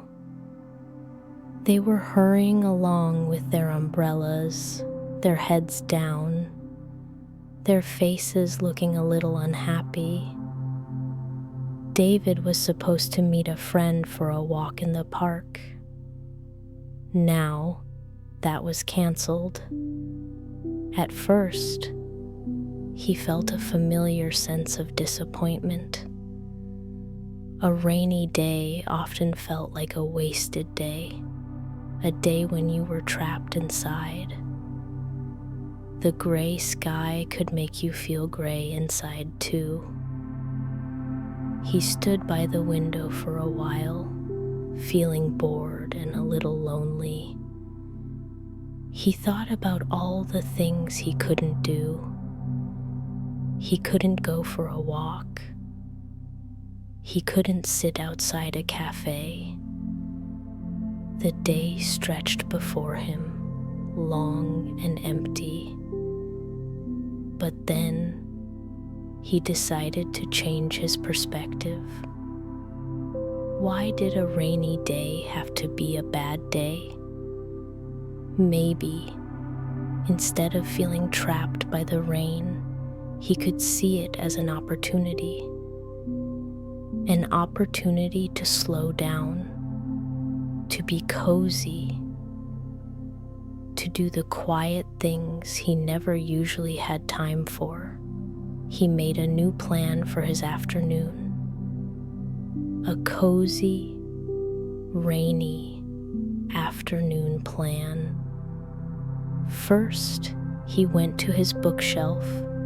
It was full of books he had bought but never read. He was always too busy or too tired in the evenings. He ran his finger along the spines. He chose a novel he had been wanting to read for months. It was a thick book with an intriguing cover. Next, he went to the kitchen. He decided to make a special cup of tea. Not just a quick tea bag in a mug. He found some loose-leaf Earl Grey tea that a friend had given him. He heated the water to the perfect temperature. He warmed his favorite teapot. He put the leaves in the pot and poured the hot water over them. He let it steep for exactly 4 minutes, watching as the water turned a beautiful amber color. The kitchen filled with the fragrant, citrusy smell of bergamot. He poured the tea into his favorite mug, a big, comfortable one that felt good to hold. He also found a bar of dark chocolate that he had been saving. He broke off a few squares and put them on a small plate. With his book, his tea, and his chocolate, he went to the living room. He had a big, soft armchair by the window. He piled some cushions behind his back and grabbed a warm, woolly blanket.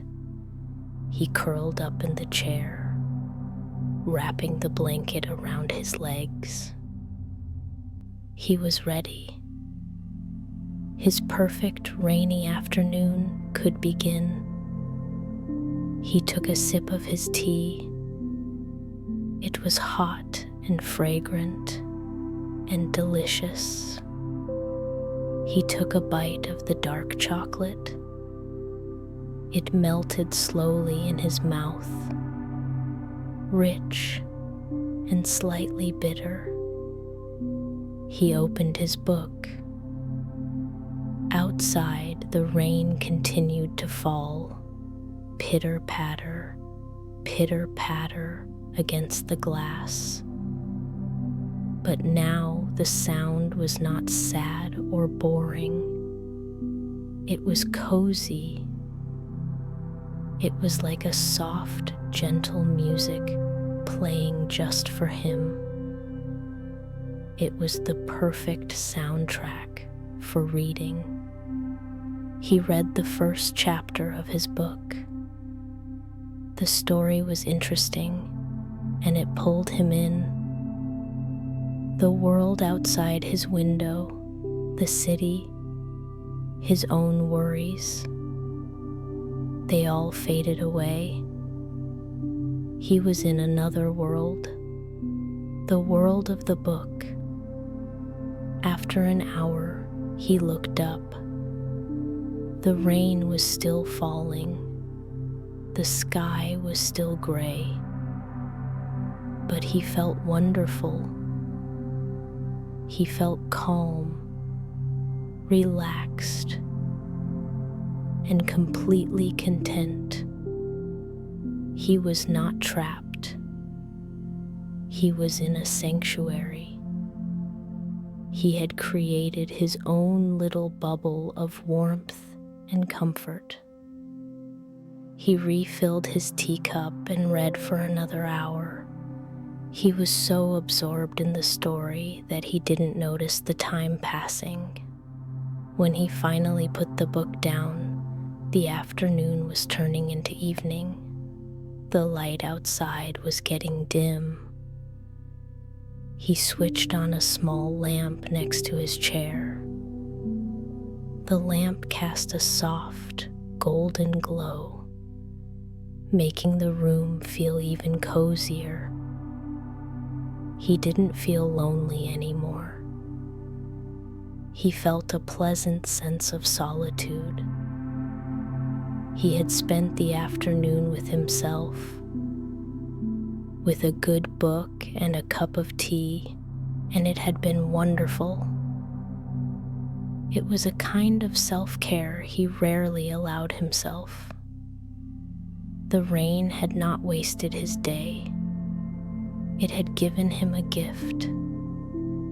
It had given him the gift of time, the gift of quiet, and the permission to do nothing but relax. He looked out the window at the wet, shining streets. They looked beautiful now, reflecting the city lights like a dark mirror. He smiled. He decided he liked rainy days after all.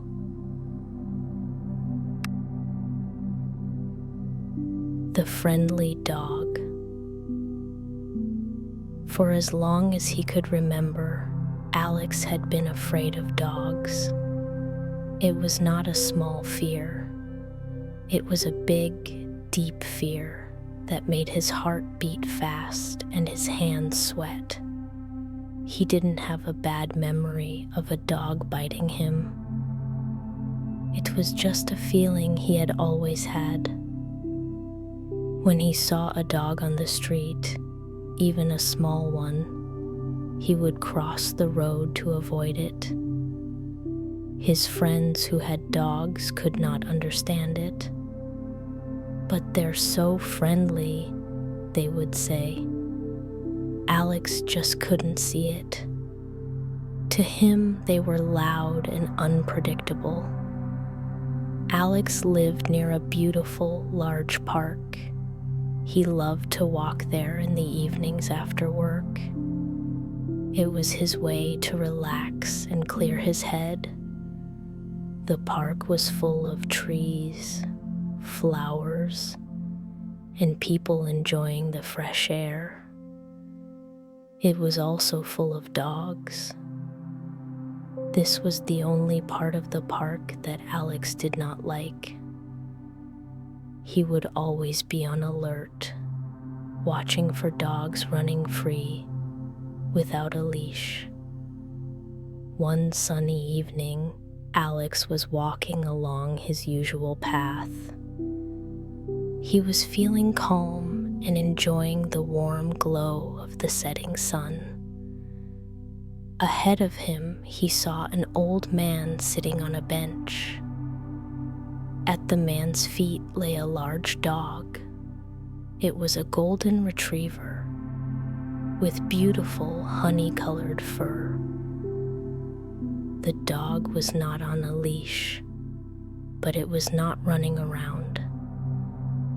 It was just lying there peacefully, its head resting on its paws. Alex's first instinct was to turn around and walk the other way, but the path was wide, and the dog seemed so calm. He decided to be brave. He would just walk past them quickly. He kept his eyes on the path ahead and walked on the far side, as far away from the bench as possible. As he got closer, the dog lifted its head. It looked at him. Alex's heart started to beat faster. The dog did not bark. It did not growl. It just watched him with its soft brown eyes. Then its tail started to wag, slowly at first, then a little faster. It made a soft thumping sound on the ground. Thump, thump, thump. The old man on the bench smiled at Alex. "Don't worry," he said in a kind voice. "He's very friendly. His name is Max." Alex gave a small, nervous nod and kept walking. But as he passed the bench, the dog, Max, stood up. It took a few slow steps toward him. Alex froze. His whole body was tense. He was ready to run. But Max did not jump or bark. He stopped a few feet away from Alex. He looked up at him, his tail still wagging gently. He let out a soft woof, a sound that was more like a question than a command. His eyes were full of a gentle curiosity. The old man spoke again. "He just wants to say hello." Alex looked at the dog. He really looked at it. He saw the soft fur, the kind eyes, and the gentle wagging tail. He did not see a scary monster. He saw a beautiful, calm animal. Something inside him, a small voice of curiosity, fought against his fear. Slowly, very slowly, Alex lowered his hand. He did not try to touch the dog. He just held his hand out, palm down. Max took another slow step forward. He sniffed Alex's hand carefully. His nose was cold and wet. Then he did something that surprised Alex completely. He licked Alex's hand with his big, warm tongue. It was a soft, gentle lick. A strange feeling went through Alex. It was not fear. It was warmth. He found himself smiling. He gently placed his hand on top of Max's head. The fur was incredibly soft, much softer than he had imagined. Max leaned into his touch, closing his eyes in happiness. Alex started to stroke the dog's head and neck. Max's tail wagged faster. The old man on the bench was watching, a happy smile on his face. "He likes you," he said. Alex knelt down so he was at the dog's level. He continued to pet Max, feeling the dog's soft ears and strong back. The fear that had lived inside him for so long was melting away. It was being replaced by a feeling of wonder and connection. This creature was not scary. It was loving and gentle. He stayed there for several minutes, just petting the friendly dog. He felt a sense of peace he had not felt in a long time. Finally, he knew he had to continue his walk. He stood up. "He's a wonderful dog," Alex said to the old man. "He's my best friend," the man replied. Alex gave Max one last pat on the head. "Goodbye, Max," he said softly.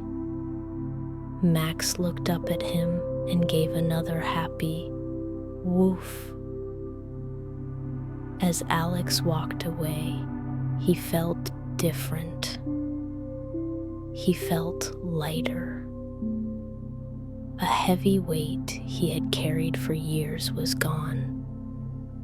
He looked back and saw Max lying down again at the old man's feet, a picture of peace. From that day on, Alex's fear of dogs was gone. When he saw a dog on the street, he no longer crossed the road. He would smile. Sometimes he would even ask the owner if he could say hello. He never forgot the gentle, friendly dog who had taught him that his fear was just a story he had been telling himself. Max, the golden retriever in the park, had rewritten that story for him, replacing it with a new one about kindness, trust, and the simple, pure joy of a friendly dog. The clean room. It was Saturday morning, and Maya woke up without an alarm clock. The sun was streaming through her window. Usually on a Saturday, she would be happy and relaxed. But today, she felt a little stressed. She looked around her bedroom. It was a mess. Clothes were on the chair. Books and papers were on her desk. A few empty mugs were on her bedside table. The room didn't feel like a peaceful sanctuary. It felt chaotic and disorganized. The mess in her room seemed to reflect the mess she felt in her own mind. She had been very busy at work all week, and she felt overwhelmed. She decided that today she would not go out. Today, she would clean her room. She would not just tidy up. She would deep clean it. She would create a space that felt calm and beautiful. She started by opening the window wide. A cool, fresh breeze came into the room. It felt like a good start. Then, she put on some of her favorite calming music, a playlist of soft, instrumental piano songs. Her first task was the clothes. She gathered all the clothes from the chair, the floor, and the bed. She made 2 piles, one for the laundry and one for clothes to put away. She took the laundry pile to the washing machine and started a load. Then, she carefully folded the clean clothes and put them away in her closet and drawers. She organized her closet, putting all the shirts together and all the trousers together. The simple act of folding and organizing felt satisfying. Her closet already looked much better. Next, she tackled the desk.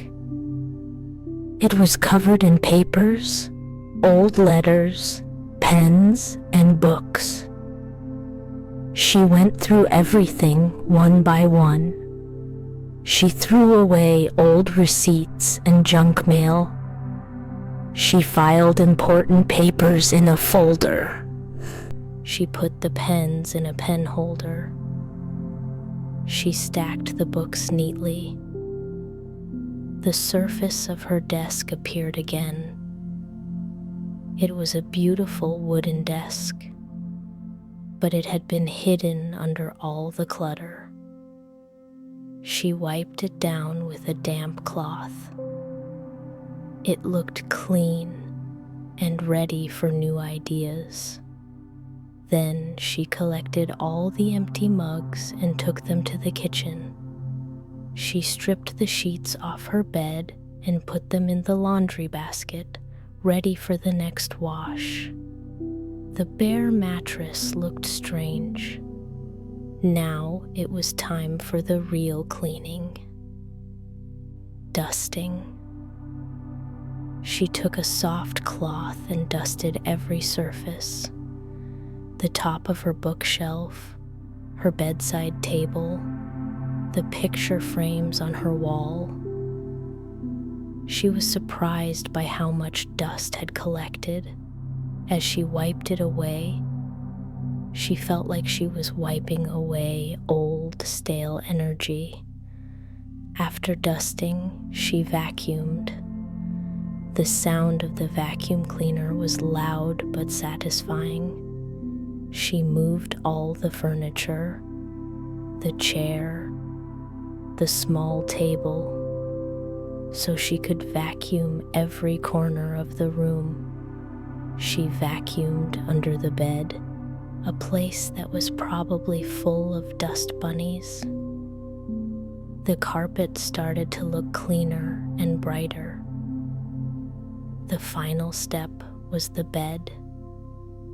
She went to her linen closet and took out her favorite set of sheets. They were a soft, pale blue color, like a clear summer sky. They smelled fresh and clean. She carefully made her bed. She smoothed out every wrinkle. She fluffed the pillows and placed them perfectly. She folded a soft, white blanket and laid it at the foot of the bed. Her bed now looked like a cloud. It was so inviting. She was finished. She stood in the doorway of her room and looked at her work. The transformation was amazing. The room was the same size with the same furniture, but it felt completely different. It felt bigger, brighter, and so much calmer. The air felt lighter. The sunlight seemed to shine more brightly on the clean surfaces. Maya felt different too. The stressed, overwhelmed feeling was gone. Her mind felt as clear and organized as her room.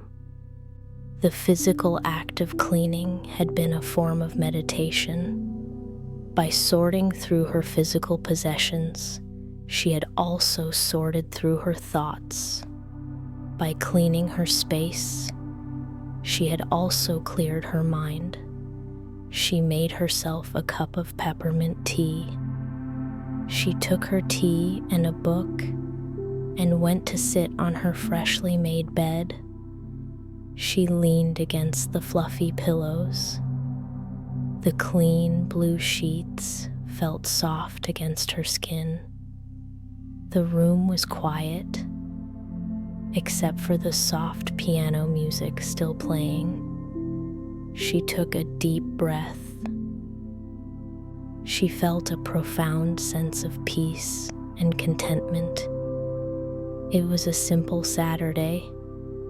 She hadn't done anything exciting. She had just cleaned her room, but it felt like a huge accomplishment. She had created her own sanctuary, a beautiful, peaceful space just for her.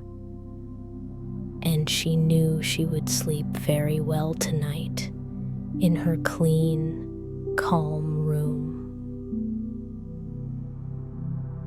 A simple dinner. Tom did not like to cook. For him, cooking was a chore. It was complicated and messy. After a long day at work, the last thing he wanted to do was stand in the kitchen for an hour. His usual dinner was something quick and easy. Sometimes it was a frozen pizza.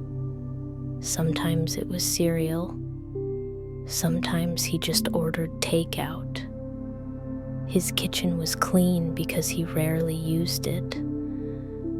One evening, he was talking to his sister on the phone. "What are you having for dinner?" she asked. "Oh, I don't know," Tom said. "Probably just some toast." His sister sighed. "Tom, you need to eat proper food. It's not that hard to cook a simple meal. It's actually very relaxing."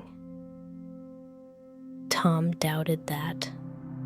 Relaxing was the last word he would use to describe cooking.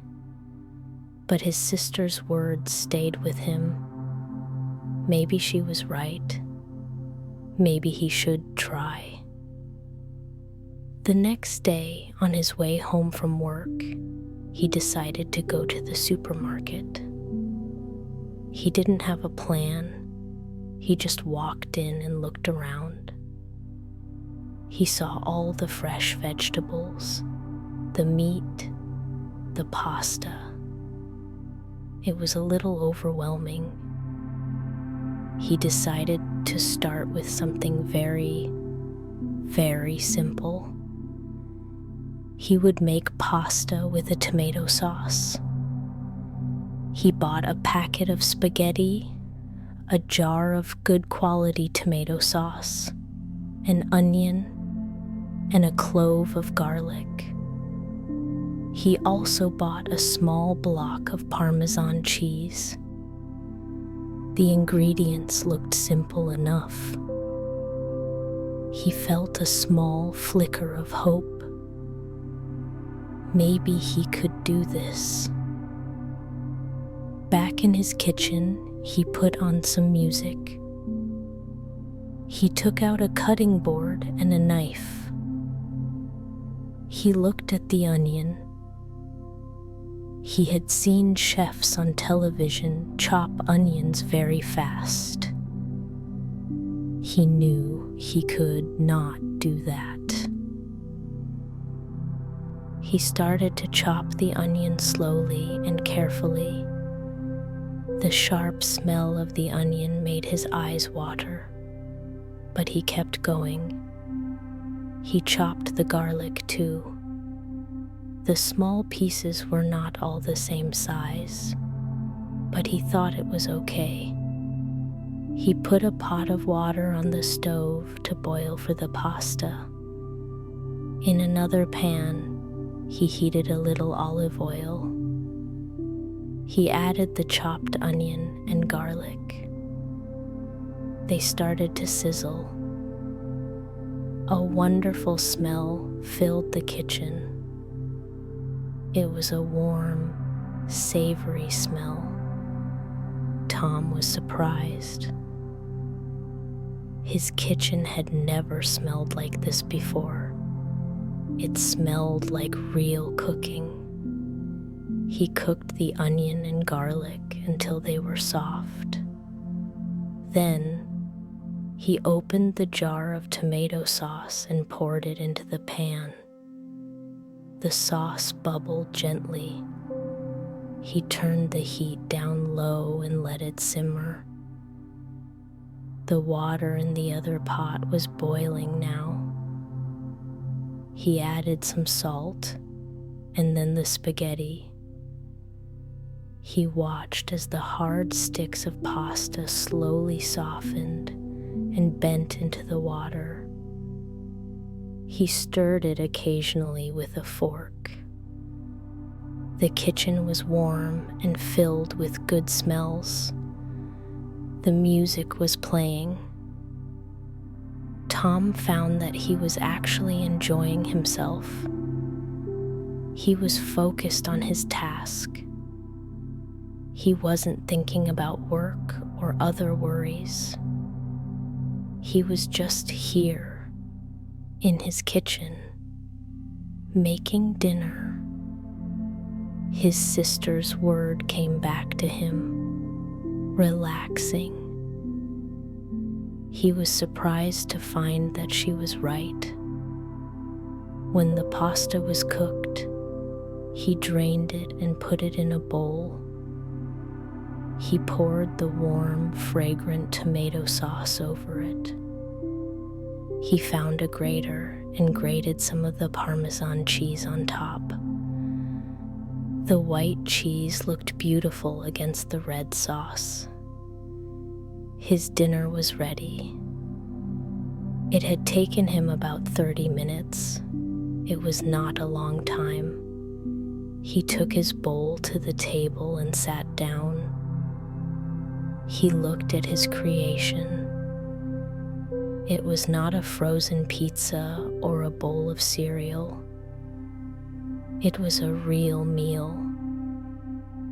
A meal that he had made himself, with his own 2 hands. He felt a sense of pride. He took the first bite. The pasta was perfectly cooked. The sauce was rich and flavorful, much better than he expected. The cheese added a salty, nutty taste. It was delicious. It was simple, yes, but it was one of the best meals he had eaten in a long time. He ate slowly, savoring every bite. He wasn't just eating to stop being hungry. He was enjoying the food. He was enjoying the result of his own small effort. After he finished, he washed the pots and pans. Even cleaning up didn't feel like a chore. It felt like the natural end to a pleasant process. That night, Tom felt happy and satisfied. He had discovered something new. He had discovered that cooking did not have to be a complicated, stressful task. It could be a simple, quiet pleasure. It could be a creative and relaxing way to end the day. He decided he would try to cook again tomorrow. Maybe he would try chicken or a simple soup. The possibilities, he realized, were endless. His kitchen was no longer just a room he passed through. It was a place of warmth, good smells, and new discoveries. The old bookstore. Clara was a university student who loved books more than anything. She loved the weight of them in her hands, the smell of the paper, and the magic of the words inside. Her small apartment was filled with books. They were stacked on shelves, on her desk, and even in neat piles on the floor. But she always wanted more. One rainy Thursday afternoon, her last class was canceled. She had a few free hours before she needed to go to her part-time job. She decided to wander through a part of the city she didn't know well. She liked exploring the narrow, winding streets of the old town.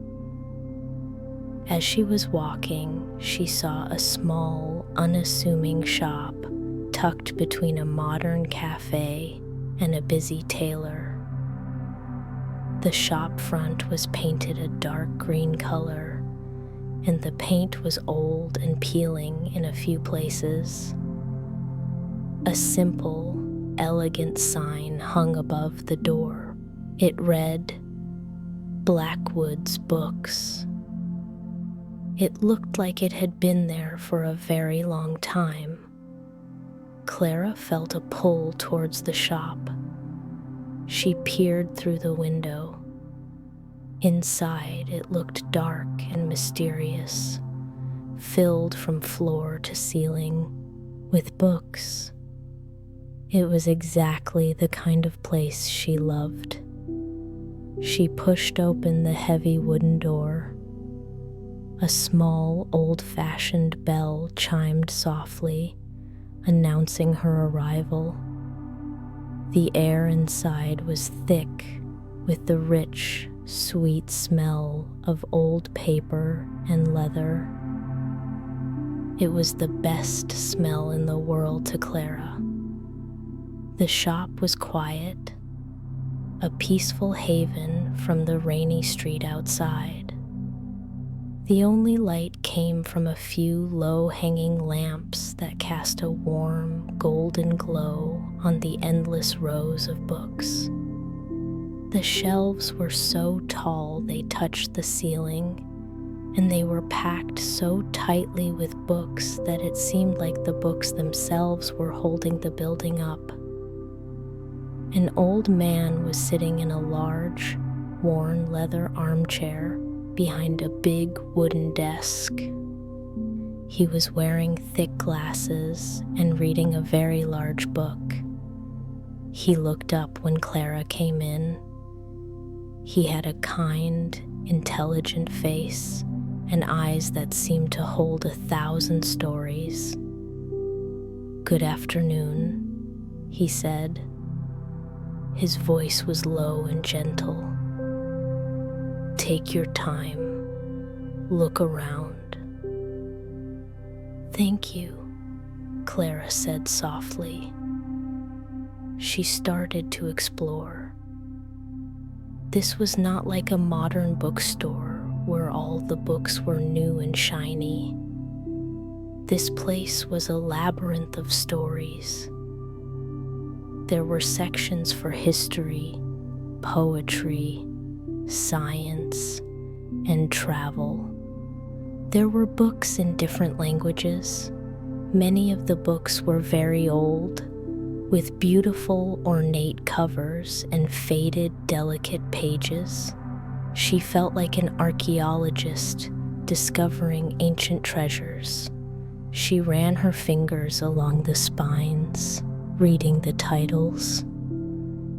She found a book of poems by a writer she loved. She opened it. The pages were yellowed with age, and inside the front cover, there was a handwritten note from someone who had given the book as a gift in 1952. The book had its own history. She spent over an hour in the shop, completely lost in the world of books. She moved from section to section, pulling out books that looked interesting, reading a page or two, and then carefully putting them back. It was a slow, peaceful dance. She found herself in a corner at the very back of the shop. Here, the books were mostly old novels. She saw a book with a simple, dark blue cover. There was no title on the front, only a small golden bird embossed in the corner. Curious, she pulled it from the shelf. She opened it.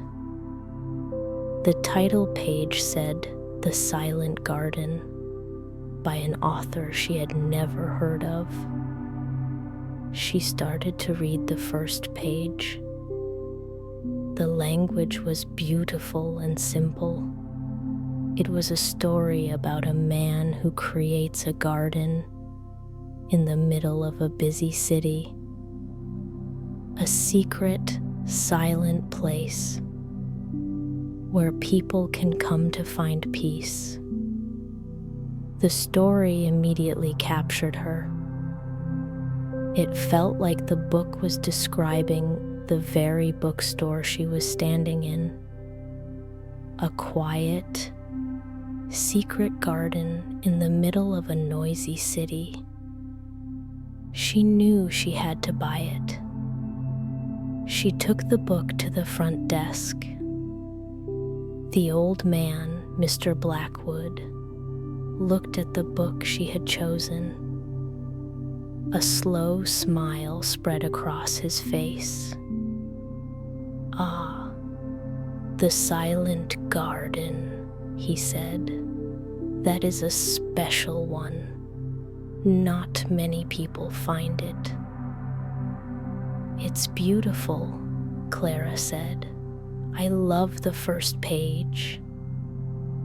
"The rest of it is even better," he promised.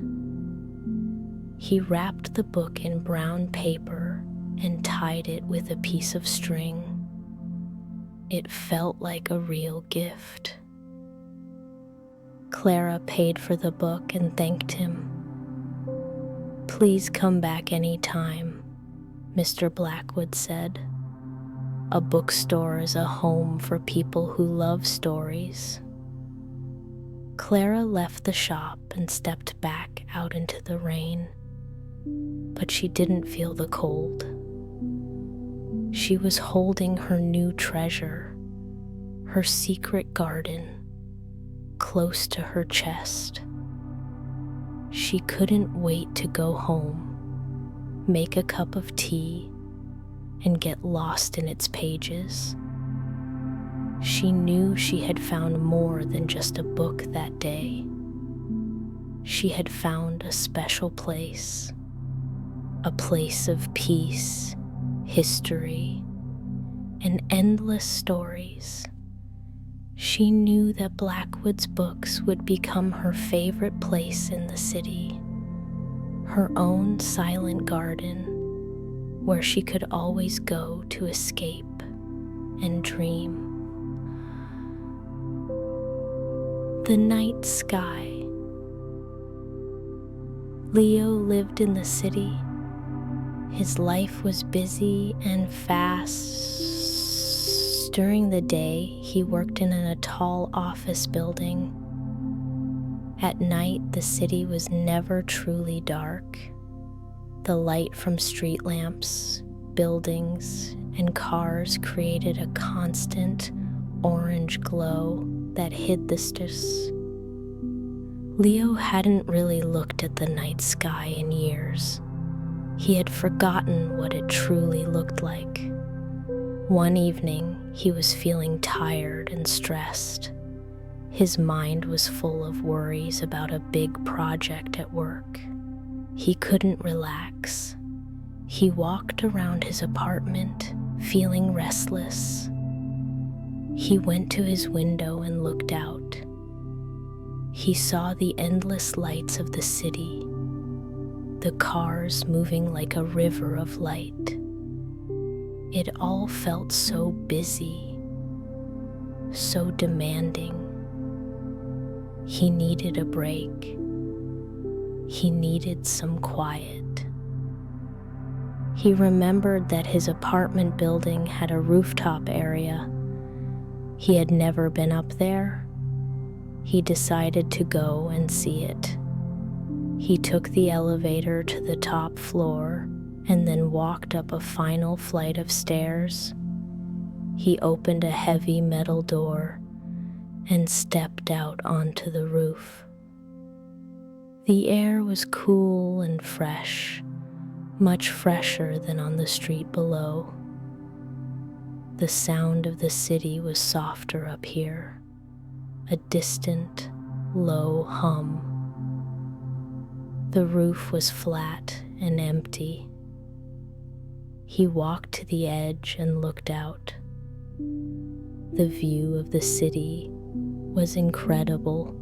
It was like a carpet of glittering lights stretching out to the horizon. He stood there for a long time, just looking at the city. It was beautiful in a way, but it was also overwhelming. Then he did something he hadn't done in a long time. He looked up. At first, he couldn't see much. The city's orange glow was still bright, but he kept looking. He let his eyes adjust to the darkness.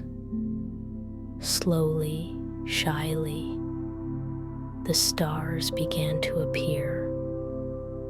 First, he saw one, a single bright point of light. Then another and another. He saw the brightest ones first, Venus maybe, or Jupiter. Then, as his eyes adjusted more, he started to see the fainter stars. He could make out the shape of a constellation, the Big Dipper. He remembered learning its name as a child. He was amazed. The stars were there all along, hidden behind the city's bright facade. He had just forgotten to look for them. He lay down on the hard, flat surface of the roof. He put his hands behind his head and just stared up at the vast, dark sky. It was immense. It stretched on forever. The city below, with all its noise and lights and problems, suddenly felt very small. His own worries about his project at work felt tiny and insignificant under the vastness of the cosmos. He saw a satellite, a tiny moving point of light, making its silent journey across the sky. He saw the faint, milky band of the Milky Way, a river of countless distant stars. He felt a sense of wonder, a feeling he hadn't had since he was a child. It was a feeling of being part of something much, much bigger than himself. He lay there for what felt like hours. The cool air on his face felt good. The silence, broken only by the distant hum of the city, was peaceful. His mind, which had been racing with anxious thoughts just an hour before, was now quiet. He wasn't thinking about his project. He was thinking about the universe. He was thinking about how beautiful and mysterious it was. A feeling of deep peace settled over him. It was a different kind of peace than he had ever felt before. It was not the peace of a quiet room, but the peace of perspective. Seeing the immense, ancient, and silent night sky had put his own small, temporary problems into their proper place. They were still there, but they no longer had power over him. Eventually, he started to feel cold. He sat up. He took one last long look at the stars. He promised himself he would come back here again. This would be his new secret spot, his place to find perspective. He went back down to his apartment. When he walked back into his living room, it felt different. It felt cozier, safer. He felt calm and centered. He was ready for sleep.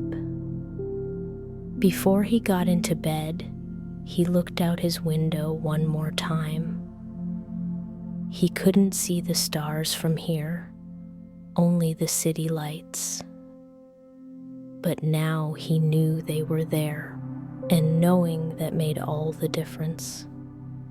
He fell asleep easily, and his dreams were not of work, but of a vast, dark, and beautiful night sky. A phone call to a friend. It was a quiet Wednesday evening, and Sarah felt a wave of loneliness wash over her.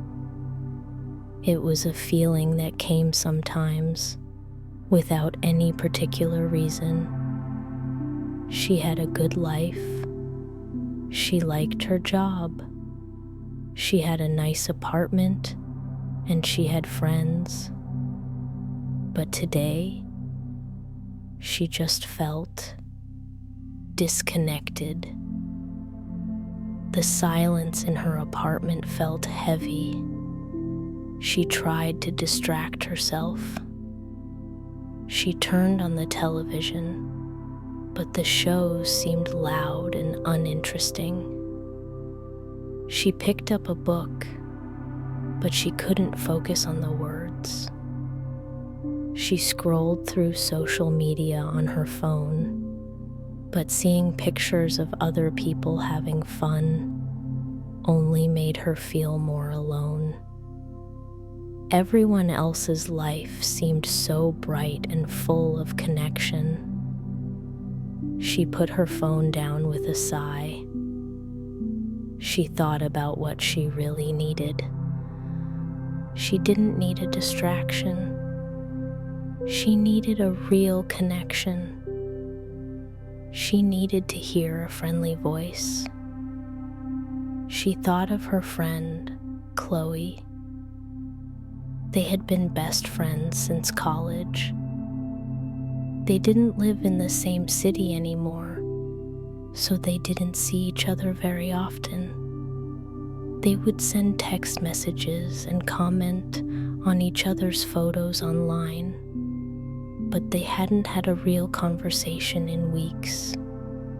Life was always so busy. Sarah felt a little hesitant to call. What if Chloe was busy? What if she was interrupting something important? It was easier to send a quick text. A phone call felt more direct, more vulnerable, but that was exactly what she needed.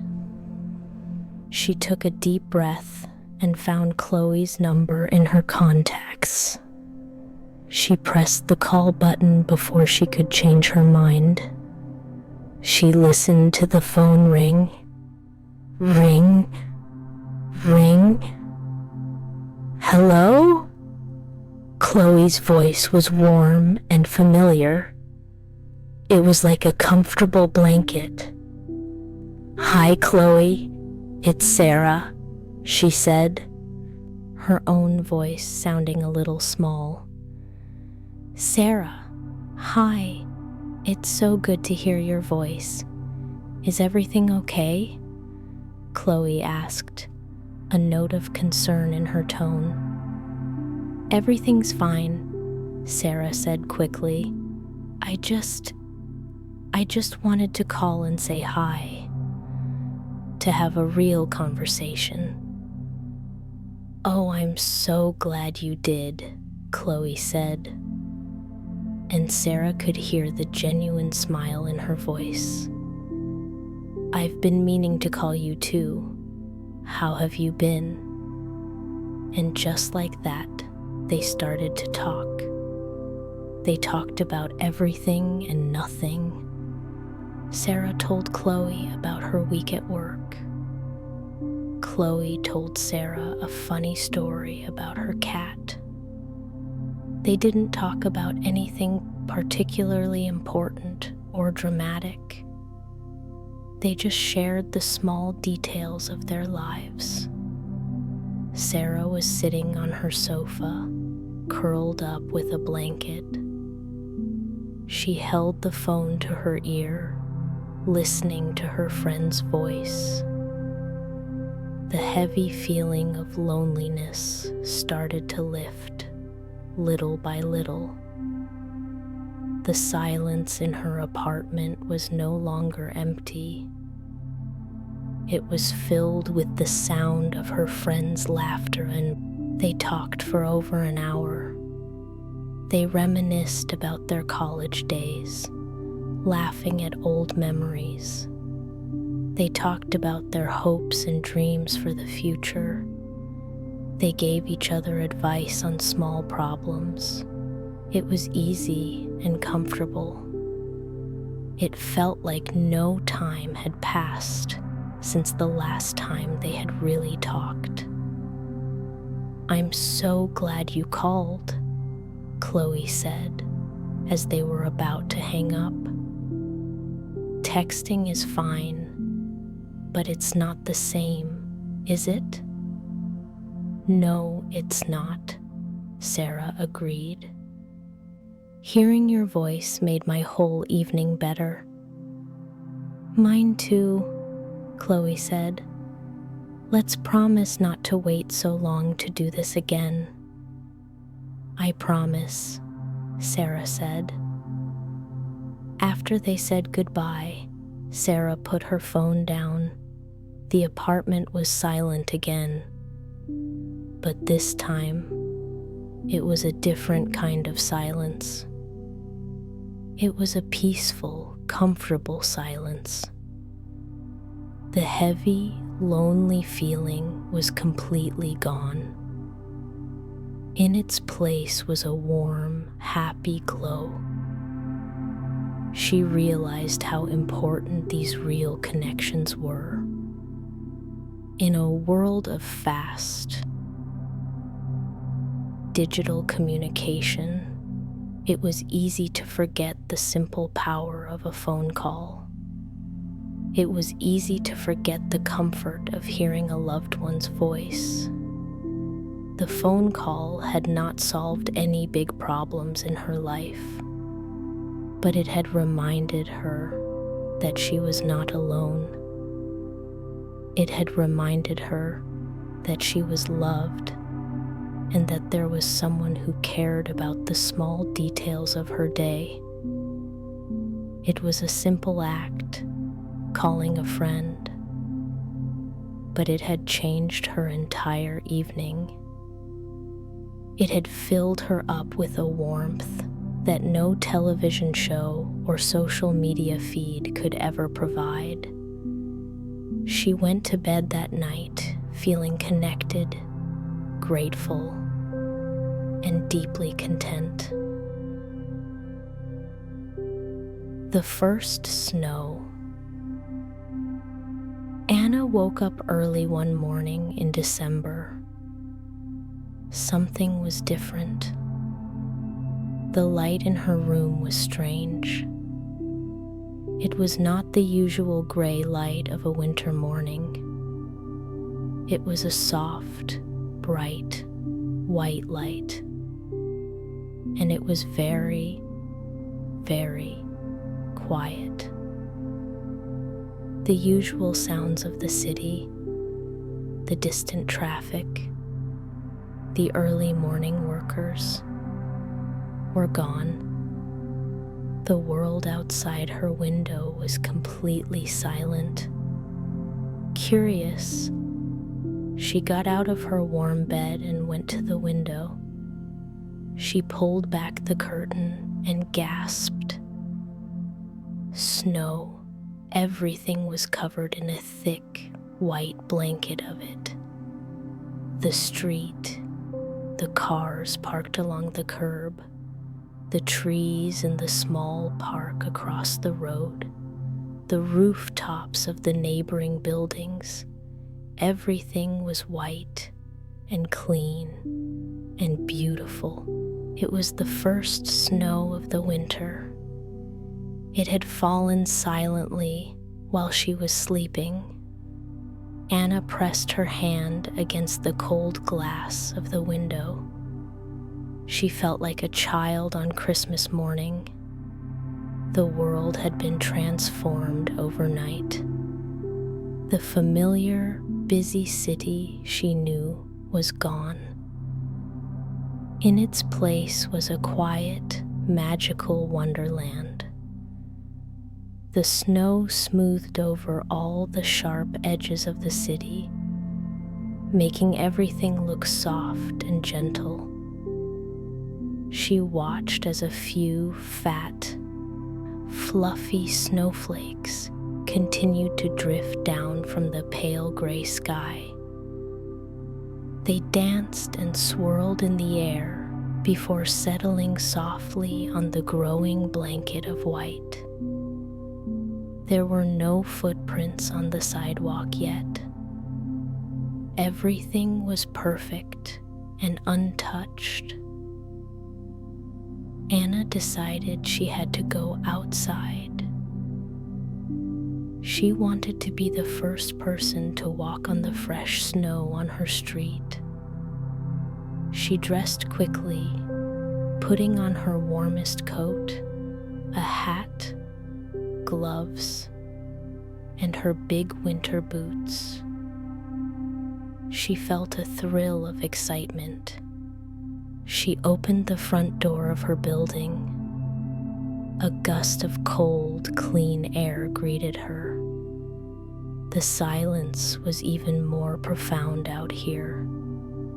The snow absorbed all the sound, creating a deep, peaceful quiet. She took a step out onto the sidewalk. Her boot made a soft crunching sound as it sank into the snow. Crunch. It was a satisfying sound, the only sound in the quiet world. She looked at the single line of footprints she had made. She was the first. She smiled. She started to walk.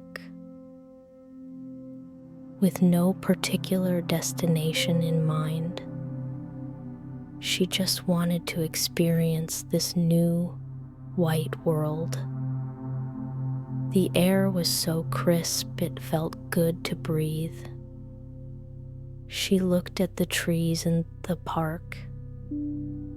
Their bare branches were now covered in a delicate layer of snow, like they were decorated with white lace.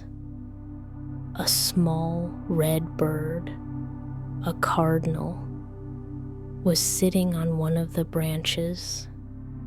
Its bright red color was a startling, beautiful contrast against the pure white. As she walked, she noticed small details. She saw the intricate, perfect patterns of the snowflakes that had landed on the sleeve of her dark coat. Each one was a tiny, unique crystal, a small miracle of nature. She saw how the snow collected on top of the fence posts, like little white hats. A few other people were starting to come out of their homes now. They all had the same look of quiet wonder on their faces. A man was gently brushing the snow off his car. A woman was standing on her porch, just looking, a cup of coffee steaming in her hands. Everyone was moving slowly, speaking in hushed voices, as if no one wanted to break the magic spell of the first snow. A little boy ran out of a house, his mother following behind him. He laughed with pure joy and fell backward into a deep pile of snow, creating a snow angel. His laughter was a bright, happy sound in the quiet morning. Anna walked to the park and sat on a bench. The bench was covered in snow, but she didn't mind. She just sat there, watching the world wake up to this beautiful surprise. The snow made everything feel new and full of possibility. It was like the world had been given a clean slate, a fresh start. All the dirt and grime of the city was hidden under this perfect white blanket. She thought about how nature could be so powerful and so gentle at the same time. This snow had stopped the noisy, busy city in its tracks. It had forced everyone to slow down, to be quiet, to simply look and appreciate the beauty around them. After a while, she started to feel the cold in her fingers and toes. It was time to go back inside. She walked home, her boots making the same satisfying crunching sound. When she got back to her apartment, she made a hot cup of cocoa. She sat by her window, warming her hands on the mug, and watched the city come to life. More people were out now. The sound of shovels scraping against the sidewalk began to break the silence. The first cars were making careful tracks on the road. The magical, untouched moment was over. The city was returning to normal. But Anna didn't feel sad. She felt grateful. She had been awake to see it. She had experienced that perfect, peaceful moment when the world was new and white and quiet. She knew she would carry that feeling of peace with her throughout the day. The first snow was a gift, a beautiful reminder to find the magic in the quiet moments of life. The perfect cup of tea. For most of her life, tea was just a drink to Maria. It was a dusty bag of tea leaves dropped into a mug of hot water. It was something she drank quickly in the morning to help her wake up, or in the afternoon for a small boost of energy. It was functional. It was not special. But one day, Maria visited a small, quiet tea shop she had never been to before. The shop was owned by an old Japanese woman named Mrs. Tanaka. The shop was a calm oasis. It smelled of green tea and sandalwood. Maria told Mrs. Tanaka that she wanted to learn to appreciate tea. Mrs. Tanaka smiled a slow, gentle smile. "Tea is not just a drink," she said. "It is a ceremony. It is a moment of peace. The quality of the tea is important, but the way you prepare it is just as important. I will show you." And so, Maria's education began. Mrs. Tanaka taught her that making the perfect cup of tea was a ritual, a form of meditation. It was about slowing down and paying attention to every small detail. It started with the water.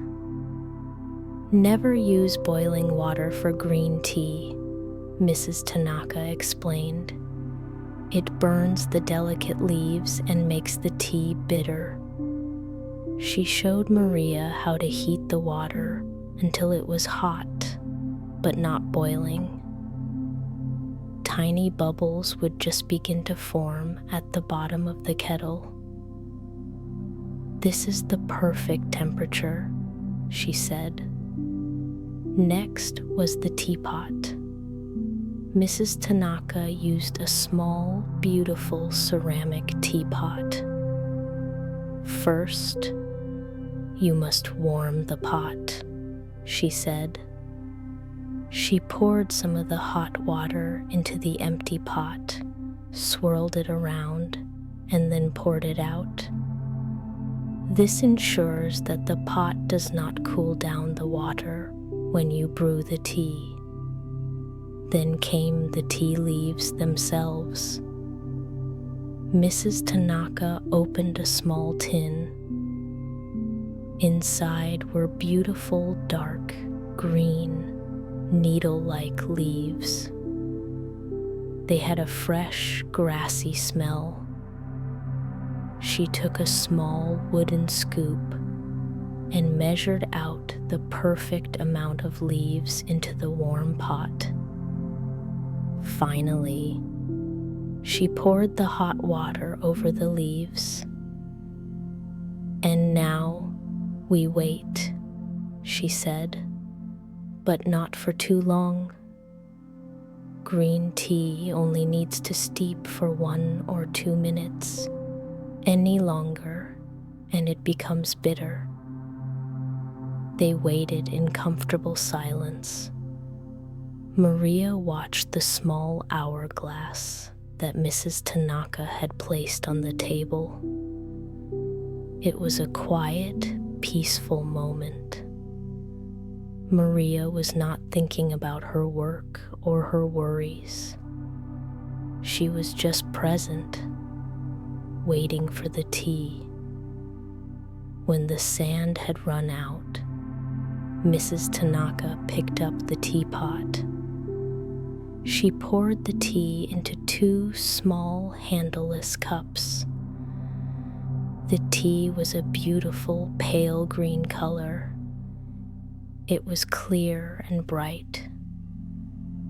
"Now you drink," Mrs. Tanaka said, "but do not rush. First, enjoy the color.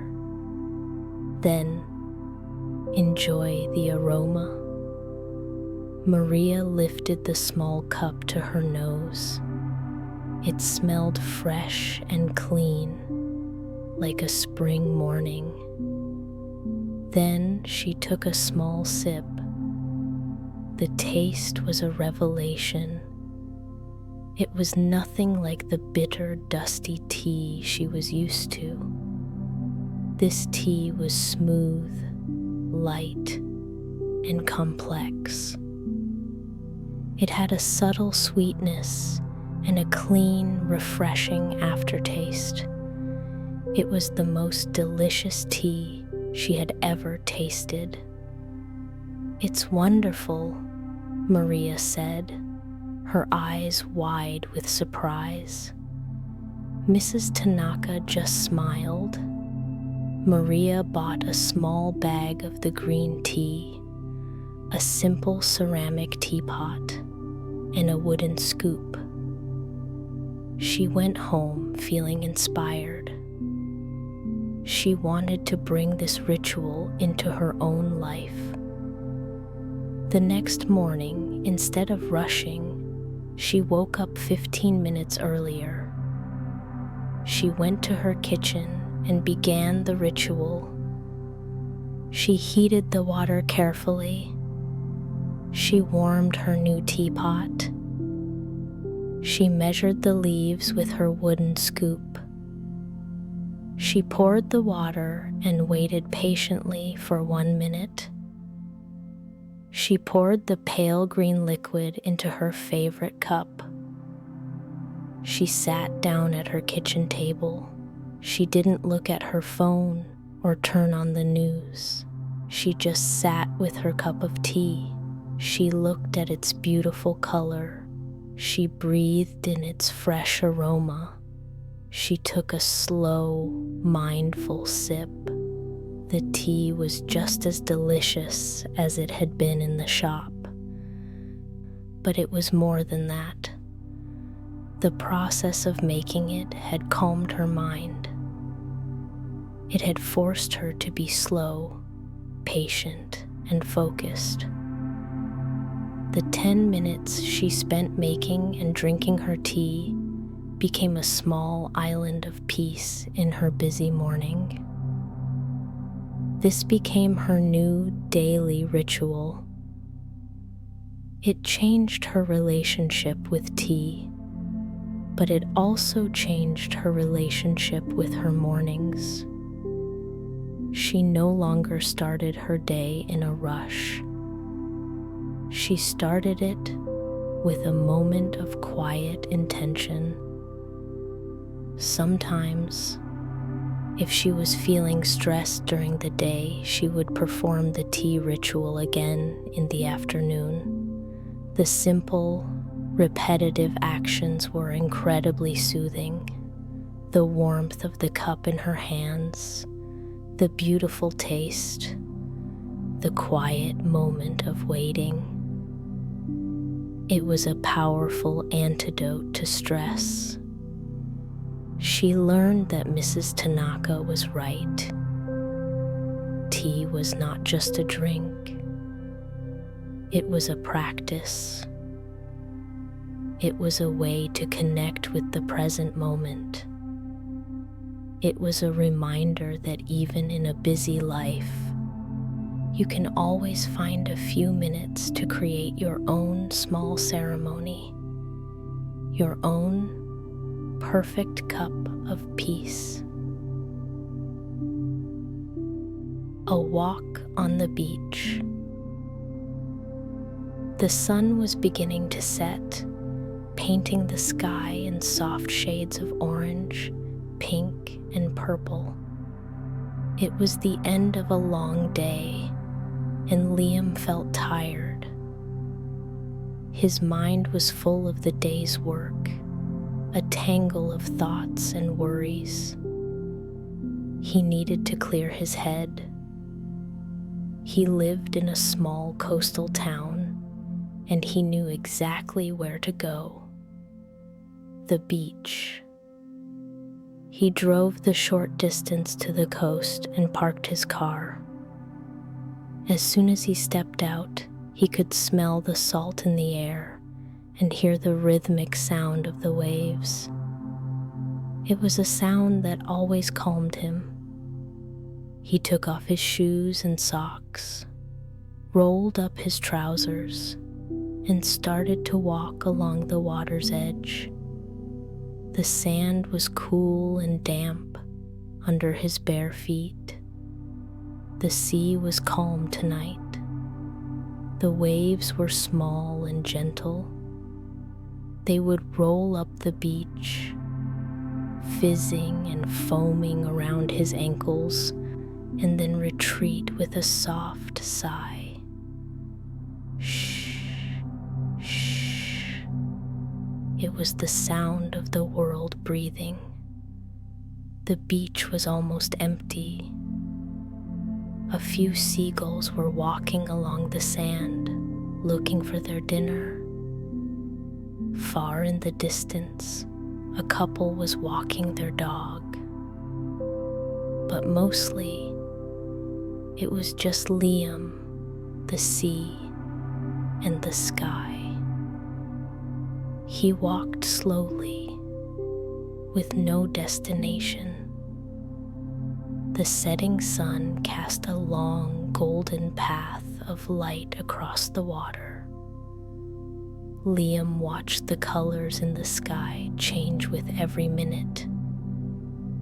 The orange deepened, the pink brightened, and the purple spread across the horizon. It was a beautiful, silent performance, and he was the only one in the audience.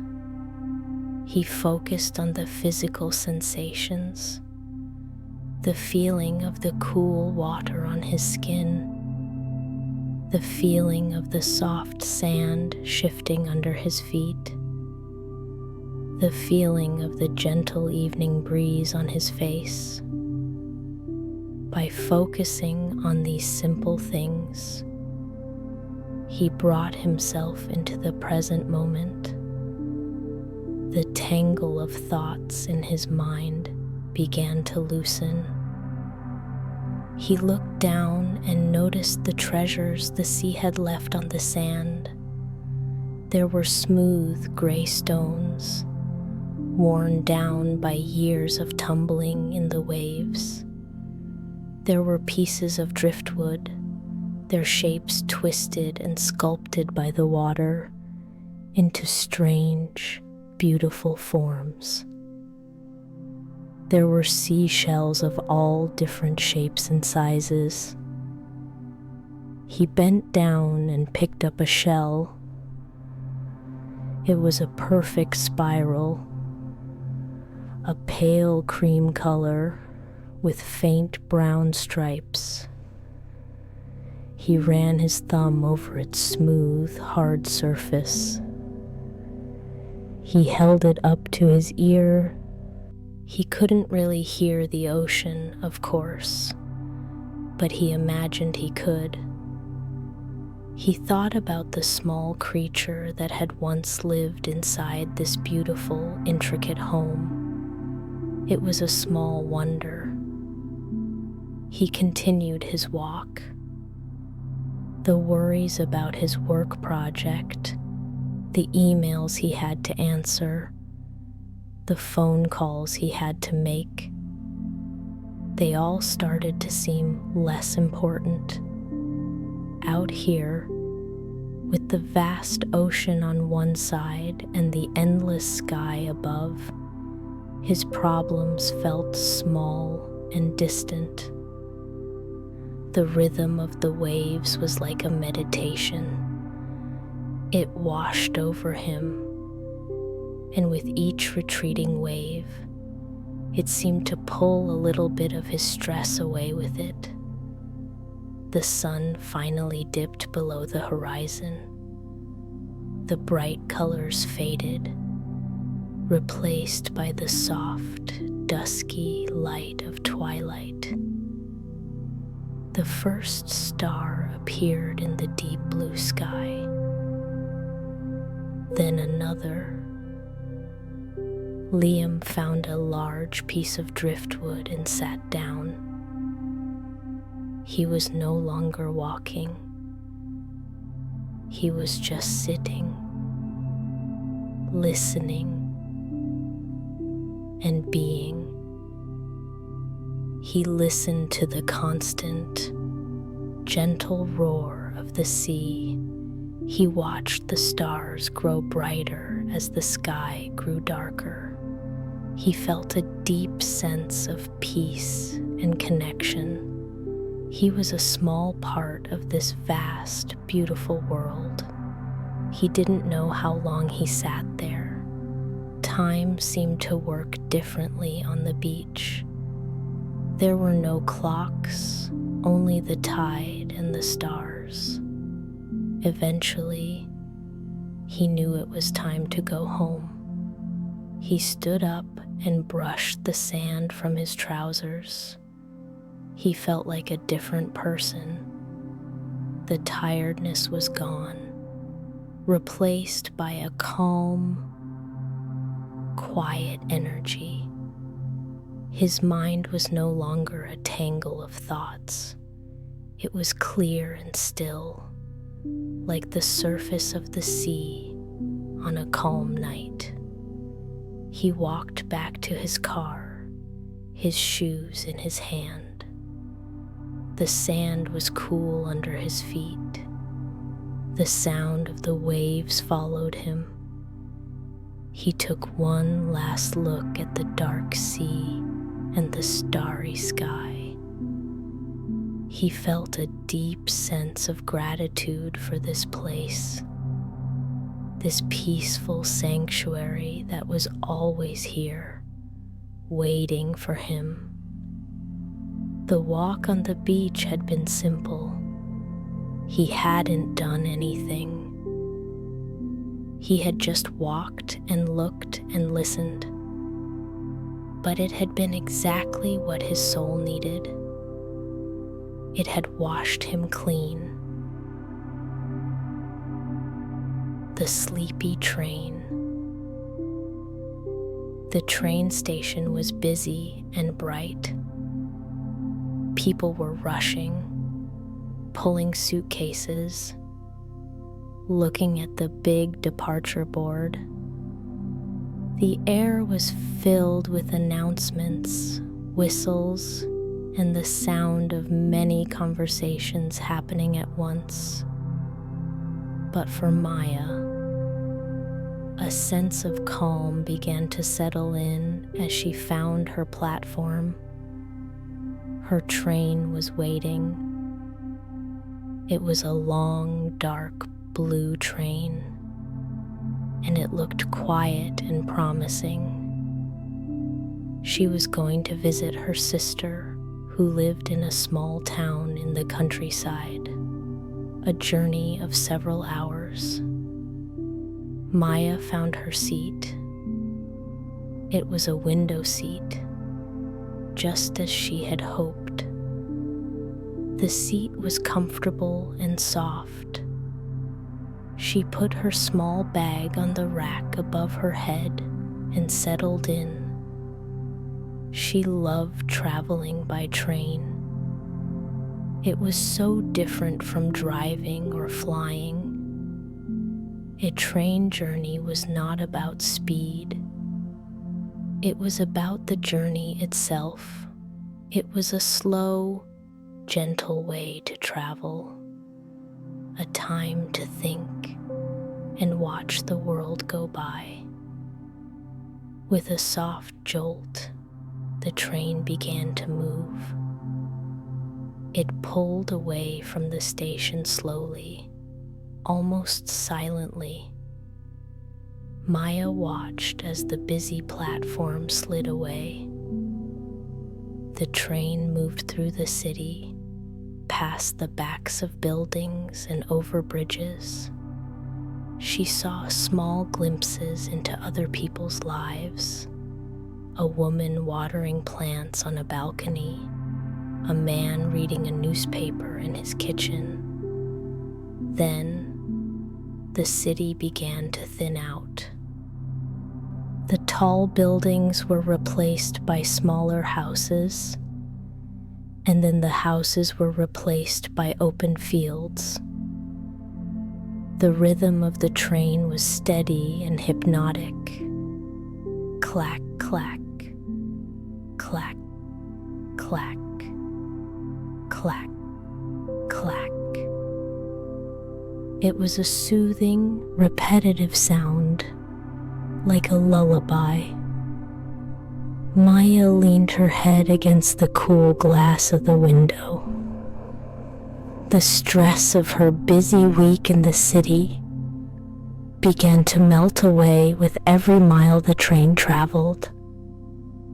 The view from her window was like a beautiful moving painting. She saw wide, green fields stretching out to the horizon. She saw cows grazing peacefully. They would look up slowly as the train passed, their faces calm and curious. She saw small farmhouses with smoke curling from their chimneys, looking warm and inviting. The train followed the path of a winding river, its water sparkling in the afternoon sun. The train was not crowded. In her carriage, there were only a few other people. An old couple sat across the aisle, reading books. A young man was listening to music with his eyes closed. A mother was quietly telling a story to her small child. The atmosphere was peaceful. No one was talking loudly. Everyone seemed to be in their own quiet world, lulled by the motion of the sleepy train. Maya had brought a book to read, but she didn't open it. The view outside was too beautiful to miss. She watched as the landscape changed. The flat fields gave way to rolling hills. The train passed through a small forest, and the sunlight flickered through the trees, creating a dancing pattern of light and shadow inside the carriage. After a while, she felt her eyelids getting heavy. The gentle rocking of the train, the steady rhythm of the wheels, and the peaceful scenery were making her sleepy. She was not fighting it. She allowed herself to relax completely. She closed her eyes. She didn't fall into a deep sleep, but a light, pleasant doze. She was aware of the motion of the train, the soft sounds of the carriage. In this dreamy state, her thoughts were slow and gentle. She thought about her sister and how happy she would be to see her. She thought about the quiet weekend ahead of them, with walks in the country and long, lazy conversations. She drifted in and out of this peaceful state. Sometimes she would open her eyes and watch the countryside for a while. She saw a field of bright yellow sunflowers, all facing the sun. She saw a small, picturesque town with a church steeple rising above the houses. Each new scene was a small, quiet gift. The conductor came through the carriage, his voice soft as he checked tickets. The sun began to get lower in the sky, and the light became golden and warm. It filled the carriage with a soft glow, making everything look beautiful and serene. Maya felt a deep sense of contentment. This journey was exactly what she needed. It was a transition, a space between her busy city life and the peaceful country life she was going to. It was a time to do nothing, to simply be. She was not rushing. She was not trying to be productive. She was just a passenger on a sleepy train, moving gently through a beautiful world. As the train got closer to her destination, she began to feel fully awake again. She sat up and looked out the window. The landscape was familiar now. She recognized the old stone bridge and the big oak tree on the hill. A feeling of happy anticipation grew inside her. The train slowed down as it approached the small country station. With a final soft hiss of its brakes, it came to a stop. The journey was over. Maya gathered her bag. She felt rested and calm. The stress of the city felt 1,000,000 miles away. She stepped off the train onto the quiet platform. Her sister was there, waiting for her, with a big, warm smile. They hugged. "How was your journey?" her sister asked. "It was perfect," Maya said, and she meant it. It was so peaceful. As they walked away from the station, Maya could still hear the faint, rhythmic sound of the train in her memory. Clack, clack, clack, clack. It was the sound of slowing down. It was the sound of peace. It was the sound of the sleepy train that had carried her not just from one place to another, but from a state of stress to a state of calm. You've been listening quietly, deeply, one story, then another, then another. You didn't need to force anything. You simply opened your heart and the English came in. Language doesn't live in books. It lives in sounds, in feelings, in stories. And tonight, you were part of that. So rest now. No pressure, no rush. You are already on your way. Good night, dreamer. Keep listening. Keep feeling. And English will follow you gently.